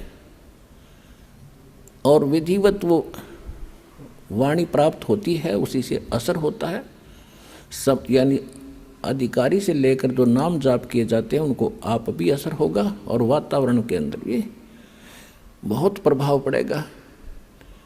अब आप देखते हो कितने टीवी चलते हैं सब जगह, ये राजनीति की बातें, फलाना ये दकड़ा ये बड़ा, इसको तो एक नंबर पर मान रहे हैं। ये एक नंबर पर तो इन टीवी वालों ने भगवान की चर्चा सुनानी चाहिए दिन में कई ताकि आत्मा इंसान की बुद्धि बदले, बुराइयों से दूर हो और संसार में शांति पैदा हो। या तो शांति पैदा कर रखी है। अब फिल्मों में देखते हैं विवाह करते हैं जब इतनी बड़ी बारात दिखाओगे और 1 किलोमीटर तक बाजे बजाने वाले तुर तुर करते, तो आम आदमी की भी वाहवृत्ति होती जा रही है। तो ये सारा काम बिगाड़ दिया इस मीडिया ने गलत प्रचार करके। ये प्रचार करे भगवान का, सुबह उठते सब देखें, किसी टाइम भी टीवी लावे जब मालिक की चर्चा पावे तो एकदम परिवर्तन होगा पूरे विश्व में। ऐसे ये तो होना ही है क्योंकि भगवान ने ये इंस्ट्रूमेंट बनवाए न्यू हैं। ये कितने दिन इनमें दुरुपयोग करेंगे उसका समय आने दो। जनता जागेगी जब इनको कहेंगे भाई ये नहीं, अच्छी बात चलाओ, इसमें बच्चों पर अच्छा असर पड़े, माँ बाप पर भी अच्छा असर पड़े और सारे संसार में एक सद्भावना उत्पन्न हो, तो वो समय तो आएगा। क्योंकि ये बनवाए इसलिए है परमात्मा ने। नहीं 10 साल पहले कितने ना थे, ये 15 साल पहले। अब इसलिए दाता ने इंस्ट्रूमेंट, मोबाइल, इनके अंदर ये मेमोरी कार्ड, इसमें 20-20, 40-40, 100-100 घंटे के सत्संग सुन लो, डाल लो, नए नए सुनो दिन में मंत्र। न अनपढ़ आदमी सुन लो कान का ला कर, दूसरे नहीं ना पता चला के बोल रहा के सुनाइयो। सफ़र करते हो बस में, कान में लीड लगा ली, मंत्र शुरू कर दिया अपना, ना पड़ोसी ने मेरा के कर रहा है। और कितना लंबा सफ़र हो, मिनटों में जाओगा। और उस समय जब नाम नहीं है तो क्या देखता जाओगा, यूँ क्यों आ गया, वो देखियो देख खड़ा है झांकी में देखे जा। अब भक्ति देखो, भगवान देखो, भक्ति करो, पीछा छूटेगा ऐसे। अब हम आते हैं अपने मूल सत्संग पर। अब जो प्रसंग चल रहा है कि यहाँ इस काल ने हमारे को विवश कर रखा है, जीव के बस का नहीं। अब ब्रह्मा जी के अंदर से एक ऐसी तरंग निकल रही है, ऐसी किरण निकलती है जो प्रत्येक जीव को प्रभावित किए हुए, तो विवश हो है वो ऐसा करता है। अब जब प्रसंग चल रहा था कि ये परमात्मा कहते हैं वो मोक्ष उस साधना से होगा, वो हठ योग नहीं है। नाम उठत नाम बैठत नाम सोत जागवे, नाम खाते नाम पीते नाम सेती लागवे। ये तो सुख संवेद उस तत्व ज्ञान में भगवान ने बताया कि ऐसे साधना करो। और हमारे वेद बताते हैं, यजुर्वेद अध्याय नंबर 40 के मंत्र 15 में कहा है कि वायु अनिलम अथिदम भस्मांतम अमृतम भस्मांतम शरीरम ओम कर्तु समर कल्वे समर कर्तुम समर। परमात्मा की जो भक्ति है, ओम नाम का सिमरण करो, काम करते करते करो, विशेष कसक के साथ करो और मनुष्य जीवन का मूल उद्देश्य जानकर ओम नाम का जाप करो।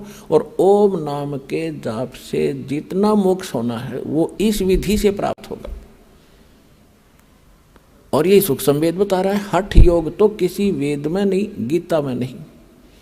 तो ये हठ योग कहाँ से लाए? ये मनमुख आचरण है, मनमाना आचरण है, ये मनमुखी साधना है, ये गुरुमुखी नहीं है। तो जब तक हम सतगुरु के द्वारा बताए साधना ज्ञान को नहीं ग्रहण करेंगे तब तक हम ऐसे ही डले ढोते।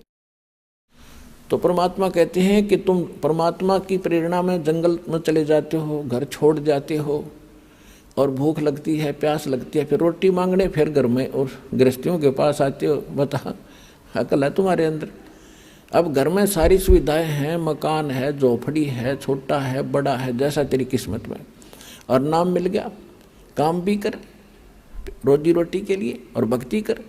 और जिस काम को पहले आप करने में सारा समय लगा देते थे वो पूरा नहीं होता, बरकत नहीं होती। भगवान की भक्ति में यह शक्ति और है, आपके घर में बरकत करेंगे, आपके शरीर को स्वस्थ करेंगे, आपके आने वाले जो पाप कर्मों के दंड हैं उनको दूर करेंगे, तो आपको निर्मल करके रखेंगे, आपको बरकत भी देंगे और मोक्ष भी इसी विधि से मिलेगा। और भगवान विष्णु जी के अंदर जो एक सतोगुण भर दिया इसने।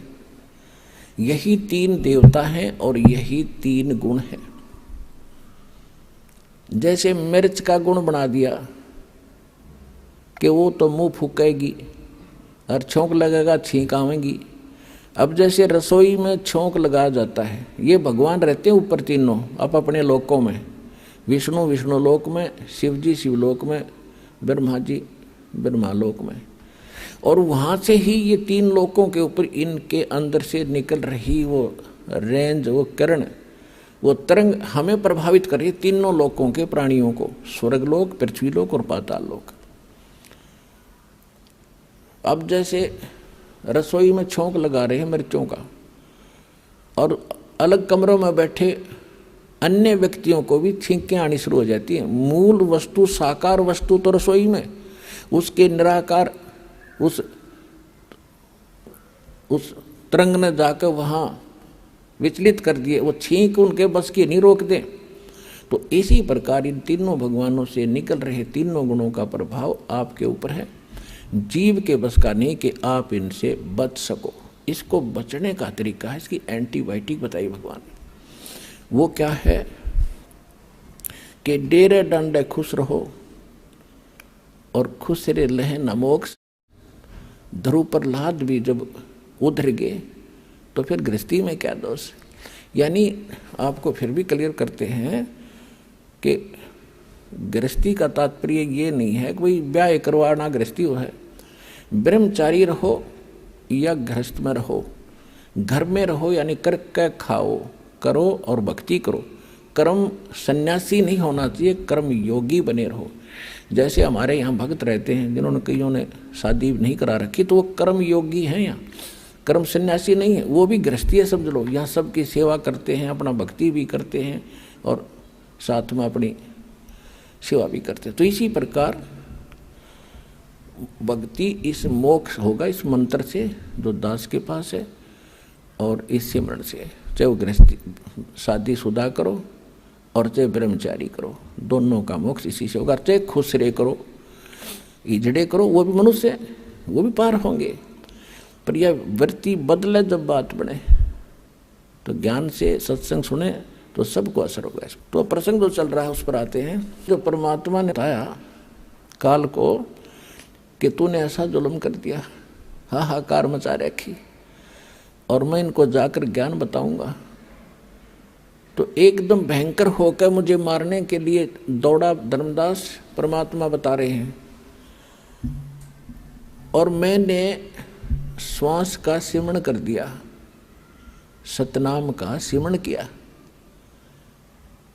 और उस सिमरण के ताकत से वो इतना कंडम हो गया, ऐसी स्थिति होगी, ऐसा गिर गया पृथ्वी पर जैसे पक्षी की पांख कट जाया करें, वो उड़ नहीं सकता और पड़ा पड़ा फड़फड़ा रहा होता है। अपने आत्माओं परमात्मा उन्होंने तो कोई ज़रूरत नहीं थी सिमरण समरण करने की, वो तो मालिक है। लेकिन हमें ये सतर्क करना चाहते हैं कि जिस समय आपके ऊपर कोई भी आपत्ति किसी प्रकार की आ जाए, चाहे कोई आध्यात्मिक है या सांसारिक है, उस समय आपको प्रथम मंत्र मिला है तो प्रथम मंत्र का सिमरण शुरू कर दिए, जाप करिए। द्वितीय मिला है तो द्वितीय का शुरू कर दीजिए। सारनाम मिला है तो वो सारनाम और सारा मिला करके जो बनाया गया है उसका जाप कीजिए। तो आपके ऊपर तुरंत उसका प्रभाव हट जाएगा। कोई भी किसी प्रकार का संकट आप पर आए, यदि आपकी मर्यादा सही होगी, आपका कनेक्शन पावर ठीक होगा, यानी काम नाम खंडित नहीं होगा, तो आप पर वो कोई प्रभाव नहीं डाल सकता। अब वो उस माध्यम से परमात्मा हमें सतर्क कर रहे हैं कि कभी तुम्हारे ऊपर ऐसी आ भी जाती है आपदा, तो तुरंत मालिक ने याद जरूर करी इस स्मरण के माध्यम से। फिर देखियो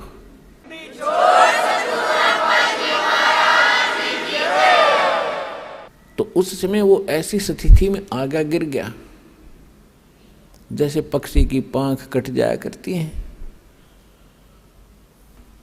अब उसने देख लिया, काल ने देख लिया कि भाई जोगजीत के पास कोई शक्तिशाली मंत्र है, इसने तो मुझे कंडम कर दिया।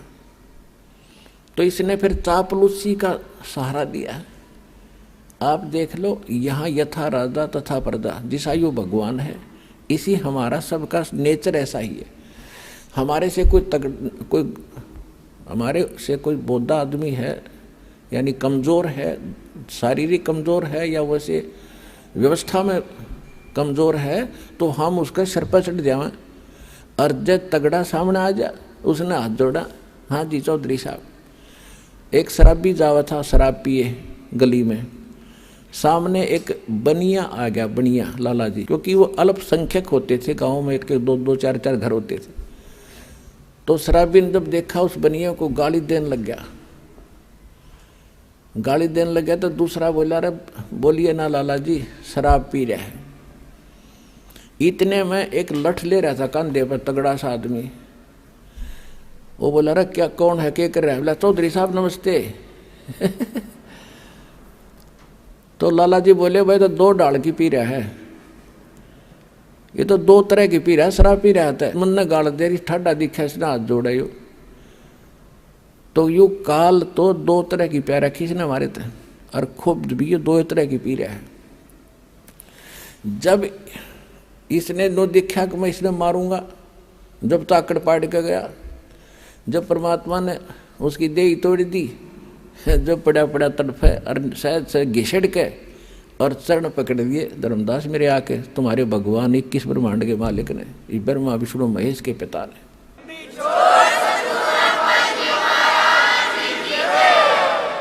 और बुरी तरह रोए, तू मेरा बड़ा भाई, मैं तेरा छोटा भाई, छोटे तो गलतियाँ करा करते हैं, बड़े तो माफ़ी करा करते हैं, आप मुझे क्षमा कर दो, मैंने तो वैसे भाई जान कर आपके साथ लड़कपन कर दिया है, माफ़ कर दो, मैं तो आपको भगवान पिता के समान मानता हूँ, मुझे क्षमा करो। जो बुरा हाल कर दिया, जब मैंने कहा ठीक है, फिर कहता है मुझे कुछ, आप नीचे जाओगे? कहाँ जाऊँगा भाई, मेरे को आदेश हो गया, मैंने जाना पड़ेगा, बस की बात नहीं। तो एक काम करियो, क्या, कुछ मेरी कुछ डिमांड है या पूरी करियो पहले। परमात्मा बोले, बोल के क्या डिमांड है तेरी?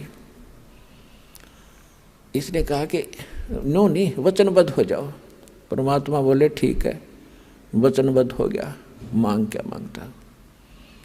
कि 3 युगों में, सतयुग, त्रेता, द्वापर में, और जीव थोड़े ले जाना। यदि आप सारे जीव अभी ले जाओगे तो मैं भूखा मरूंगा, मैं क्या खाऊंगा, मुझे तो श्राप लगा हुआ है। परमात्मा बोले श्राप भी तो तेरी बकवादों से लगा होगा, है तेरे मारने चला टेक्या नहीं, ये भी दुखी कर दिया आत्मा। 3 युगों में जीव थोड़े ले जाना, और चौथा युग जब कलयुग आवे, तब तो शरण जीव बहु जावे। ऐसा वचन हर मोय दीजे, तब तुम गवन संसार ही कीजे। कि हे भगवान, हे परमात्मा, मुझे आप ऐसा वचन दो और फिर तुम नीचे जाना। क्या मांगा इसने? एक तो ये मांगा था कि 3 युगों में जीव थोड़े ले जाना, और चौथा युग जब कलयुग आवे उस समय कितने ही जीव ले जाना। और दूसरी प्रार्थना ये की थी कि दाता, आप जोर जबरदस्ती ना करना, अपना ज्ञान सुना के, और जो आपके ज्ञान को स्वीकार करे हृदय से, वो आपका हो और शेष मेरे रहें। तो परमात्मा को पता था कि ज्ञान इनको हो जाएगा, फिर यहाँ रहेंगे कैसे, ज्ञानत कराऊंगा इनको जाके चौथे युग में। तो परमात्मा ने कहा ठीक है, यह भी मान ली तेरी प्रार्थना। फिर क्या कहा कि त्रेता युग में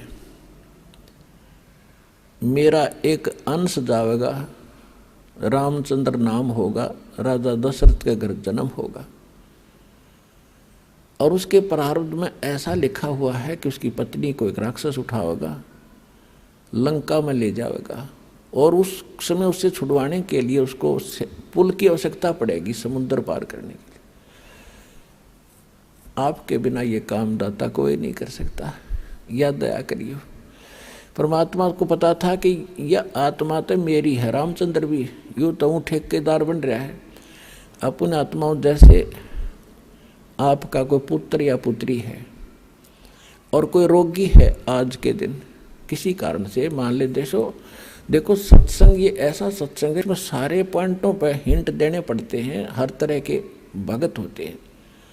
अब जैसे यहाँ अधिकतर रोगी आते हैं क्यों, काल ने सत्यानाश कर दिया, भक्ति खत्म करवा दी, पिछले पुण्य खत्म हो लिए, आगे भक्ति इनके पास थी नहीं, माथा टेक टेक उन चौराहे वाली माताओं पर बैठा लिया।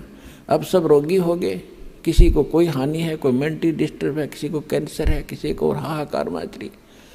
तो भक्ति की शक्ति बिना शरीर चलेगा कैसे, ये मट्टी है। तो अब जैसे यहाँ आते हैं और कति लास्ट स्टेज पर मृत्यु के निकट है, यदि सच्ची श्रद्धा से सच्चे दिल से समर्पित होकर भक्ति करेंगे तो कति ठीक करेगा, गारंटीड बात है, स्वस्थ होंगे यदि नीत भक्ति की होगी तय।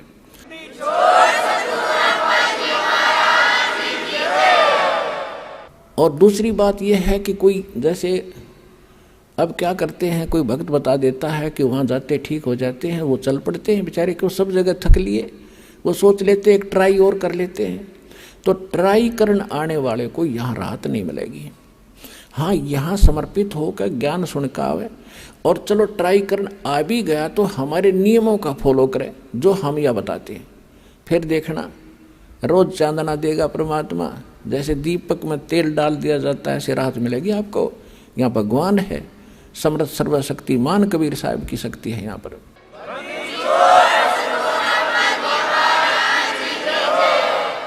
अब फिर भी किसी कारण से भी राहत ना मिल पाई, त्रुटि तो अपनी ही होगी, भगवान में तो है ही नहीं।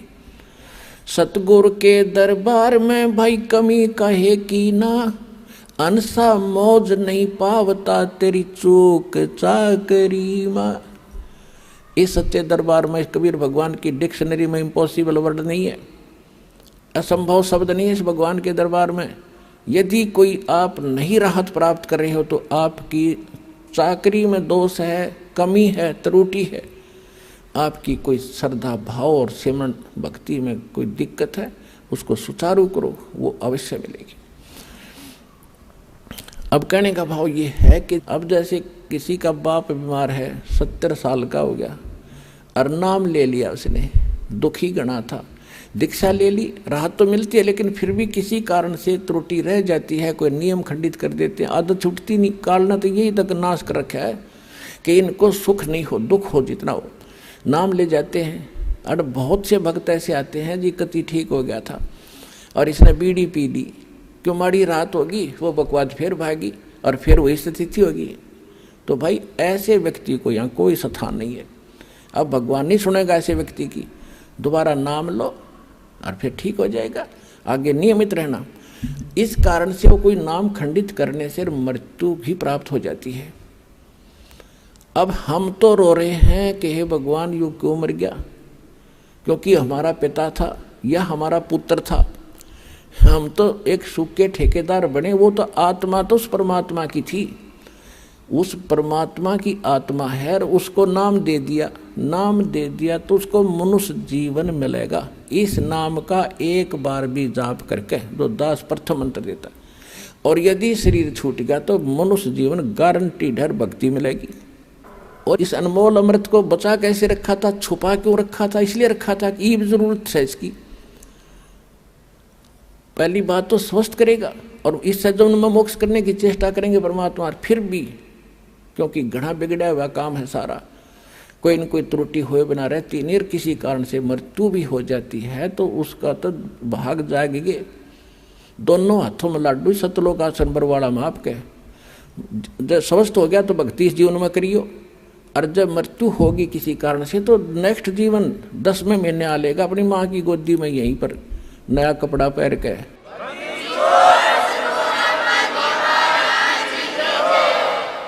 ये तो असंख्यों शरीर जाली है हमारे, ये तो एक कपड़ा बदलना है।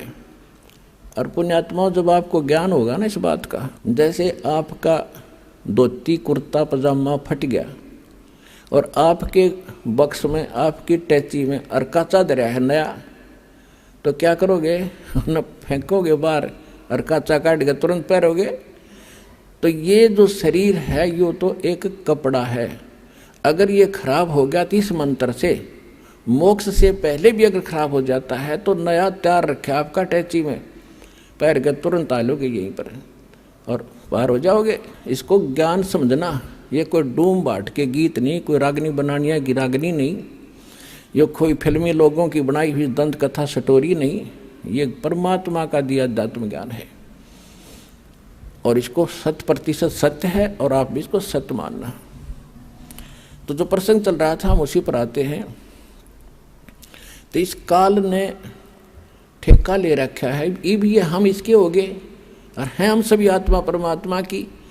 तो उसने ये प्रार्थना की थी कि मेरा पुत्र जाएगा विष्णु रामचंद्र रूप में, और वहाँ पुल की जरूरत पड़ेगी जब रावण सीता ने ठावेगा, आप दया करिए। परमात्मा बोले कोई बात ना, क्योंकि परमात्मा ने पता था को यू ना कहे तभी मैंने जाना पड़ा, क्योंकि बच्चा तो मेरा ही है। कहीं भी कोई दुख आत्मा है तो दाता रो तो वही रहा आपके लिए। कबीर साहब कहते हैं मैं रोए तू सृष्टि को, और ये सृष्टि रोए मोहे। और गरीबदास इस वियोग को समझ नहीं सकता कोई, क्योंकि गरीबदास जी को भी परमात्मा सतलोक लेकर गए थे, फिर वापस छोड़ा था। तो उनको समझा रहे हैं कि मैं इनको रो रहा हूँ गरीबदास, कि तुम मेरे बच्चे हो, मेरी भक्ति करो, तुम्हें यहाँ भी सुख दूंगा और सतलोक ले चलूंगा जहाँ तुम सदा सुखी रहोगे, मृत्यु नहीं होगी तुम्हारी। और ये मुझे खोज रहे हैं भगवान है संकट मोचन, संकट मोचन है। बता हनुमान जी ने संकट मोचन मान्या करते हम होते। ये भगत क्या था बोला, वो तो उसके पास तो कोई विभाग भी ना था, उसने पूजा करते है। ये ब्रह्मा विष्णु महेश, चलो एक ही विभाग के मंत्री तो हैं। तो हनुमान तो भगत था, और भगत की एक भगत भक्ति करे, उससे कुछ मांग गए। एक कलरक से और दूसरा कलरक को याचना करे कि मैंने तू मुझे तो वो बना दे प्रेसिडेंट। वो कैसे बना देगा? तो कहने का भाव ये है कि हम भक्ति गलत कर रहे थे, तो परमात्मा ने को मालूम था कि ये दुखी होंगे तो या तो दुख तो मुझे ही होगा। तो परमात्मा कहा करते कि मैं हूँ वो संकट मोचन और सारा सुख देने वाला, पर हम उसको मान नहीं पाए क्योंकि हमने उसके पहचान नहीं थी, चिन्ह नहीं थे हमारे पास, उसको पहचानने का कोई पैमाना नहीं था। अब दास ने पहले आपको पैमाना दिया कि जिन ग्रंथों को आप सत्य मानते हो उनमें भगवान की डेफिनेशन यह बता रखी है। और ये किस पर खरी होती है? ये उस पर खरी होती है जो काशी में धानक रूप में रहा करता कबीर जुलाहा। वो सर्वशक्तिमान है, सारी सृष्टि का रचनहार है, वो आपका और हमारा पिता है। वो हमें मोक्ष देगा, सुख देगा।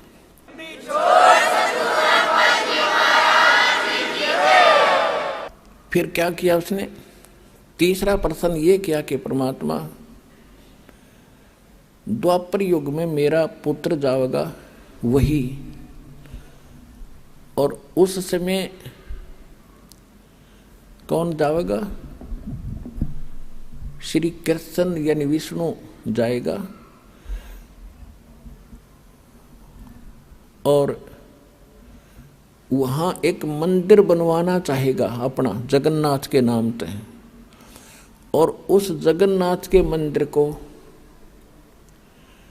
समुद्र नहीं बनने देगा। क्यों नहीं बनने देगा? उसका आगे कारण बताएंगे। तो उसको आप बचाना। परमात्मा बोले तथास्तु, और बोल के मांगे। तब काल ने कहा था अब जब उसके सारे मांग पूरी होगी, और तब फिर बदल गया, आंखें खड़ा हो गया। अक्षमा भगवान ने कर दिया था कि ठीक है, तो अक्षमा कर दिया, वह शक्ति उस पर असर कर नहीं रही थी। वो खड़ा हो गया, खड़ा होकर न्यू कहता जाओ जोग जीत संसारा। न्यू बोला चौथे युग में ऐसा कर दूंगा इन प्राणियों को, ये भक्ति योग नहीं छोड़ूंगा, और ना जाने कितने इनके विभाग कर दूंगा, अलग अलग मजहब धर्म बना दूंगा, अपने दूत भेज के इनको गलत ज्ञान से रंगवा दूंगा। और एक और प्रार्थना की थी कि पहले मेरे अंश जावें, पहले मेरे दूत जा मेरे प्रचारक जावे और पीछे अपना बेसिक भेज दियो। अब वो सियाणा बनया था कि इनका पहले चला जा सारी ये बात बता दे, मेरे वाले की कोई सुना को नहीं। परमात्मा ने पता था कि ये इतने भले ना है कि मेरे वाले की जल्दी से मान लेंगे तो कहा था ठीक है पहले तेरे चले जाएंगे, खूब या भी तेरे को छूट दे दी। फिर ने बोला जाओ जोग जीत संसारा जीव न माने कहा तुम्हारा। क्या कहा कि अब मैं क्या करूँगा, अपने दूतों के माध्यम से अपने संत भेज के और सबको उल्टा पाठ पढ़वा दूंगा, गलत ज्ञान प्रचार करवाऊंगा, देवल मंदिर तीर्थ पत्थर पुजवान में इन्हें दृढ़ कर दूंगा। और ये जब तुम्हारा आएगा पीछे से कोई हंस, तो परमात्मा ने कहा था कि चौथा युग जब कलयुग आवे तब हम अपना अंश पठावें, तब मैं अपना एक अंश अपना दास भेजूंगा। तब काल ने कहा था कि बेशक भेज देना, उस समय तेरे उस दास की, तेरे भेजे हुए संदेश वाहक की कोई नहीं सुनेगा और मेरे वकील बनेंगे। इतना अज्ञान से ठोक दूंगा उनको कि मेरी ओर हो करके तेरे साथ वाद विवाद करेंगे वो, और एक नहीं मानेगा। और बेशक आज ही कलयुग कहा था कि जाओ जोग जीत संसारा जीव न माने कहा तुम्हारा, जीव तुम्हारा कहा न माने हमारी ओढ़ हो, हमारी ओढ़ होकर बाद बखाने, यानी वाद विवाद करेंगे तुम्हारे साथ। तो परमात्मा ने कहा था कि आप अपना काम करियो, अरे हम अपना करेंगे। परमात्मा को पता था। धर्मदास जी ने कहा कि दाता हे भगवान, आपने इतनी छूट क्यों दे दी उसको। लाला जी थे ये धर्मदास जी, माइंड घना यूज करा उसने। हे परमात्मा, अरे 3 युग क्यों दे दिया, इसे ये तो नाश कर दिया इसने मारा है, इसके ऊपर पार पड़ेगी भगवान। परमात्मा बोले भाई बात सुन, यदि तुम मान जाते मेरी बात, मैं तो सतयुग से पीछा पड़ रहा हूँ तुम्हारे। सतयुग में भी आता हूँ, ज्ञान सुनाता हूँ, भक्ति थोड़ी बहुत प्रवेश करता हूँ, तुम सुनते ही नहीं क्योंकि उस समय तुम सभी सुखी होते हो। और जैसे सतयुग त्रेता द्वापर में ये अच्छी आत्माओं के जन्म होते हैं, फिर धीरे धीरे उनकी पुण्य खत्म होते चले जाते हैं। अपन आत्मा जो अध्यात्म ज्ञान इतना है कि इसको समझाने में भी बहुत समय लगता है। समझने में तो बहुत टाइम लगेगा, क्योंकि आप तो पहली बार सुन रहे हो। जो पुराने भक्त हैं वो तो शीघ्र समझ जाते हैं, उनके लिए भी एक बहुत इंटरेस्टिंग और नया नया ज्ञान भी और भी होता है साथ में। तो इसमें जो बहुत से प्रकरण होते हैं कि जैसे अब ये तीसरा युग, अब ये है कलयुग की पिछली पीढ़ी, अब इस समय ये सब मंत्र सार्वजनिक कर दिए और सब पार होंगे जो नियम मरेंगे। तो ये भगवान का वचन है, पूरा विश्व पार होगा। और लास्ट में जब भक्ति मतलब कुछ रह जाएंगे नहीं पार हुए, तो वो भी लाखों करोड़ों की संख्या, अरबों की संख्या होगी जो नाम ले लेंगे, मोक्ष नहीं कर पाओगे, क्योंकि उनमें ऐसा परिवर्तन हो जाता है, कुछ करनी में फर्क पड़ जाता है। तो उनको उनके पास ये भक्ति धन तो जो का तू होगा, लेकिन पार ना हुए तो ये काल पकड़ेगा, इन्हें ऊपर ले जाएगा, ब्रह्मलोक में रखेगा या पूंजी समेत वो वहाँ रखेगा। तो जब वहाँ समाप्त हो जाएंगे, उसके पुण्य खत्म होंगे, फिर पृथ्वी पर पटकेगा उनको सतयुग में। अब मेन पुण्य तो वहाँ खत्म कर दिए, फिर भी बहुत से पुण्य उनके होते हैं जो मनुष्य शरीर में ही मिलते हैं। एवरेज में एक रेशो है, उतनी रेशो के पुण्य वहाँ देने ही पड़ते हैं। तो सतयुग में यही प्राणी जो आज इस ज्ञान से भक्ति युक्त होकर के रह जाएंगे, भक्ति धन युक्त होकर रह जाएंगे, वो फिर महास्वर्ग में होंगे। वही फिर पुनर्जन्म होगा, सतयुग में शुरू होंगे। वे आप कोई आज के नहीं हो। कहते हैं जो जन मेरी शरण है ताका हूँ मैं दास, और गेल गेल लाग्या फिरूं जब तक धरती आकाश। आपके पीछे भटक रहा भगवान, पर आपने काल की भांग पी रखी है यहाँ की, और यह छूटती नहीं। कबीर ये माया अटपटी सब गट आण अड़ी, किस किस न समझाऊं या को है भांग पड़ी। परमात्मा आपके लिए भटक रहे हैं। अब क्या कहते हैं कि सतयुग में इनका जन्म होता है। और ये भक्ति सभी ये काल की करते हैं, ये ज्ञान यहाँ दे ही रखा है, तो सभी भक्ति भी करते हैं और सुख भी हो रहे, क्योंकि सुख तो हो रहे थे उनके प्रारब्ध के पुण्यों के कारण, और वो मान बैठे थे कि हम जो भक्ति कर रहे हैं इससे ये चमत्कार हो रहे हैं। फिर वही आत्मा त्रेता में आ गई। त्रेता में फिर उनके और उनसे सतयुग से कम पुण्य कर्म रह जाते हैं, फिर द्वापर में, और त्रेता इस कलयुग में तक कति कंडम हो लिया आपके पुण्य रहे नहीं। अब भक्ति वही आप कर रहे हो, आज भी कर रहे हो, अब क्यों ना लाभ होता उनसे जो 3 युगों से करते आ रहे, वो ठाठ होते दिखाई देते उनके, क्योंकि वो आपके प्रारब्ध के पुण्य ही फल रहे थे, इस भक्ति से आपको कोई लाभ नहीं हो रहा था। अगर वही भक्ति आज कर रहे हो, रामकृष्ण वही हैं, आप भी वही हो, और वो गीता और वेद है 5000 वर्ष से, तो ये है गीता तो, और आज क्या हालत होगी हमारी, साधना करते भी हैं फिर भी दुर्गति।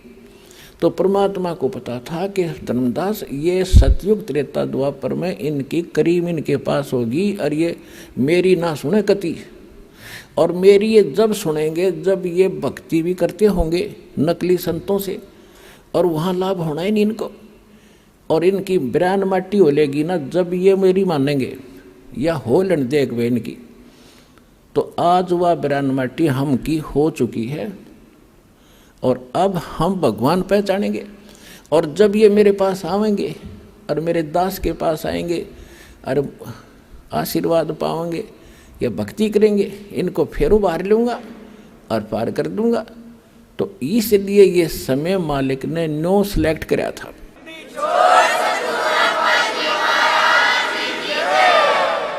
अब धर्मदास जी को मालिक ने सारी कहानी बता दी मिनटों में, और फिर कहा था धर्मदास मेरी लाख दुहाई,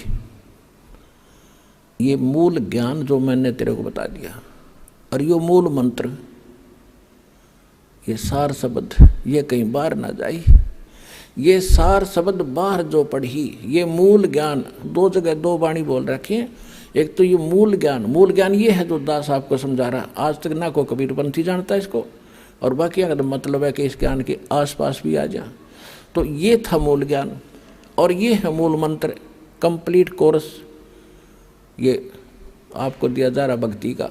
तो इसके विषय में कहा था धर्मदास मेरी लाख दुहाई, और ये मूल ज्ञान कई बार न जाए। मूल ज्ञान बाहर जो पढ़ी या बिचली पीढ़ी हंसनी तरही, ये वो बिचली पीढ़ी का समय है जो आज आपको सुअवसर प्राप्त है, और आप कोई छोटी आत्मा नहीं हो, क्योंकि आपको तो पता ही नहीं बच्चे हो, इस दास को इसका जानकार बनाया है।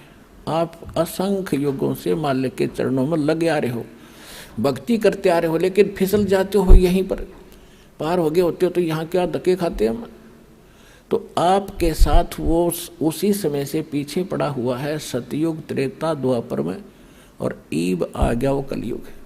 जब परमात्मा आए थे सन 1398 से और सन 1518 तक, संवत 1455 से और संवत 1575 तक परमात्मा इस धरातल पर एक लीला करने आते हैं। वो उसी तरह लीला करते हुए रहे और यो ज्ञान भी दिया। तो वो थी प्रथम चरण कलयुग निर्याणा, तब मगर मांडो मैदाना। कलयुग का प्रथम चरण वो होगा जब मैं मगर से सशरीर एक लीला करूँगा, मगर में एक लीला करूँगा, वो तो प्रथम चरण। और अब ये बिचली पीढ़ी और लास्ट की जो पीढ़ी होगी कलयुग की, वो तो कृतघ्नी हो जाएंगे, मांसाहारी होंगे, कोई नेम धर्म रहेगा नहीं। लास्ट की तो बहुत बुरी स्थिति बता रखी है सुख संवेद में, बहुत बुरा हाल हो जाएगा। तो अब ये है प्राइम टाइम मोक्ष कराने का और सतलोक जाने का, परमात्मा पाने का। और इस समय में आपको मानव शरीर और सतलोक आश्रम बरवाला जिला हिसार में आपका आना हो गया। पुणात्माओं, आज चाहे कोई ज्ञान से आ गया और चाहे कोई दुखी होकर आ गया यहाँ पर, जो आज कोई संकट निवारण के लिए आया है, तो वो संकट आपके लिए वरदान सिद्ध हो गया, और इससे आपका संकट भी दूर होगा और आपकी मुक्ति भी होगी। ये गिर पड़े रहे शरण में। तो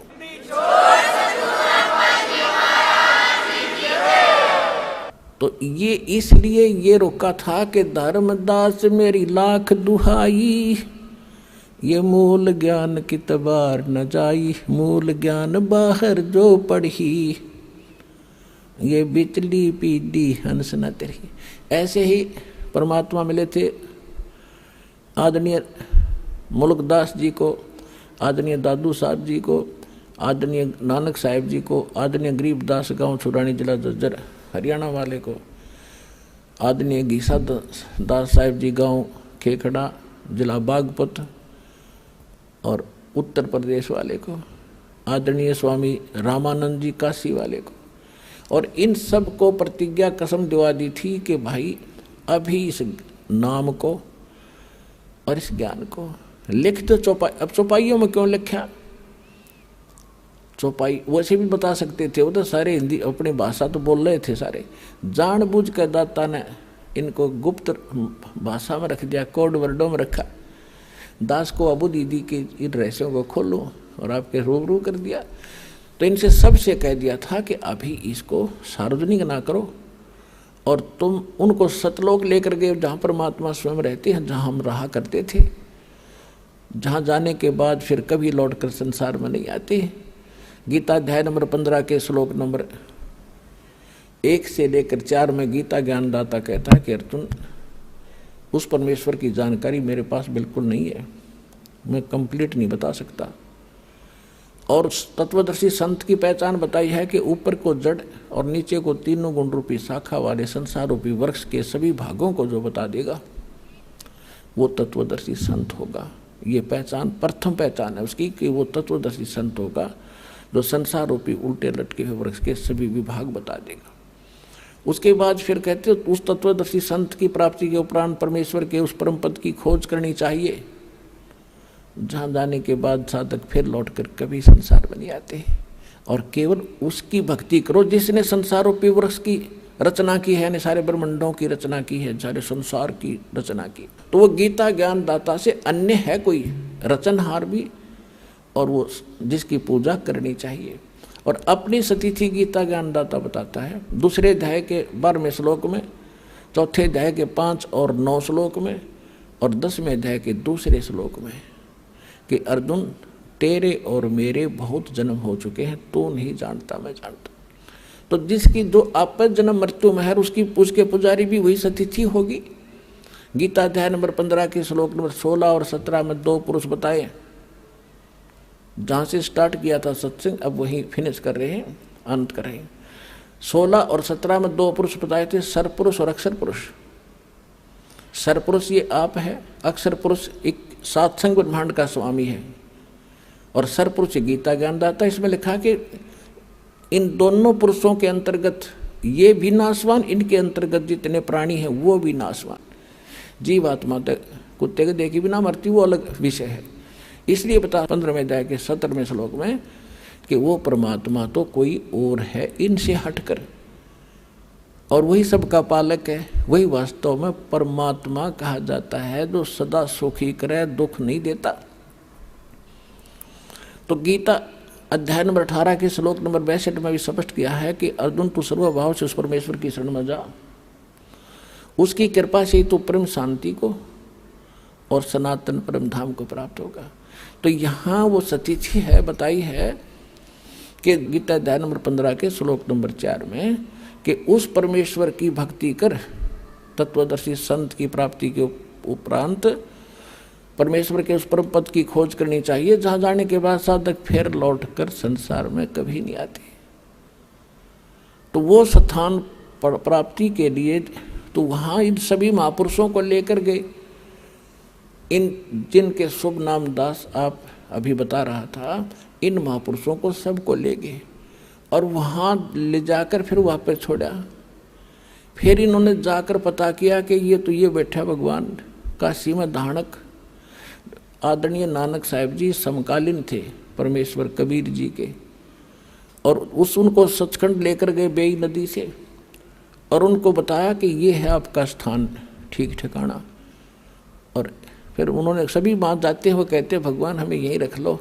तो परमेश्वर ने कहा कि नहीं, वापस जाओ, मेरे गवाह बनो और भक्ति करके वापस आ सकते हो, नो जोर जबरदस्ती नहीं कर सकता, मेरा वचन है। तो जब वापस आए तो फिर उन परमात्मा ने बताया नानक साहिब जी को कि मैं काशी में एक जुल्हा बन के रहता हूँ, वहाँ जुल्हे का काम करता हूँ, वहाँ आ जाना, सतनाम दूंगा। तो नानक साहिब जी तीसरे दिन जब होश में आए, सतलोक से वापस आए, नौकरी त्याग, प्रथम यात्रा, प्रथम उदासी बनारस की काशी की, और वहाँ जा देखा खड्डी में बैठा कपड़े बुनता हुआ वही परमात्मा सृजनहार सतलोक का मालिक। तब नानक साहिब जी ने कहा था, फाई सूरत मुल्क की वेश, ए ठगवाड़ा ठगी देश, खरासियाना बोता बार, लोगों धानक रूप रहा करता। आंखों में पानी भर गया और बुरी तरह कहने लगे, देखो रहियो बैठा भगवान, ये ठगवाड़ा, ये अपने आप को छुपाए बैठा है, ये किसी के सामने नहीं आता।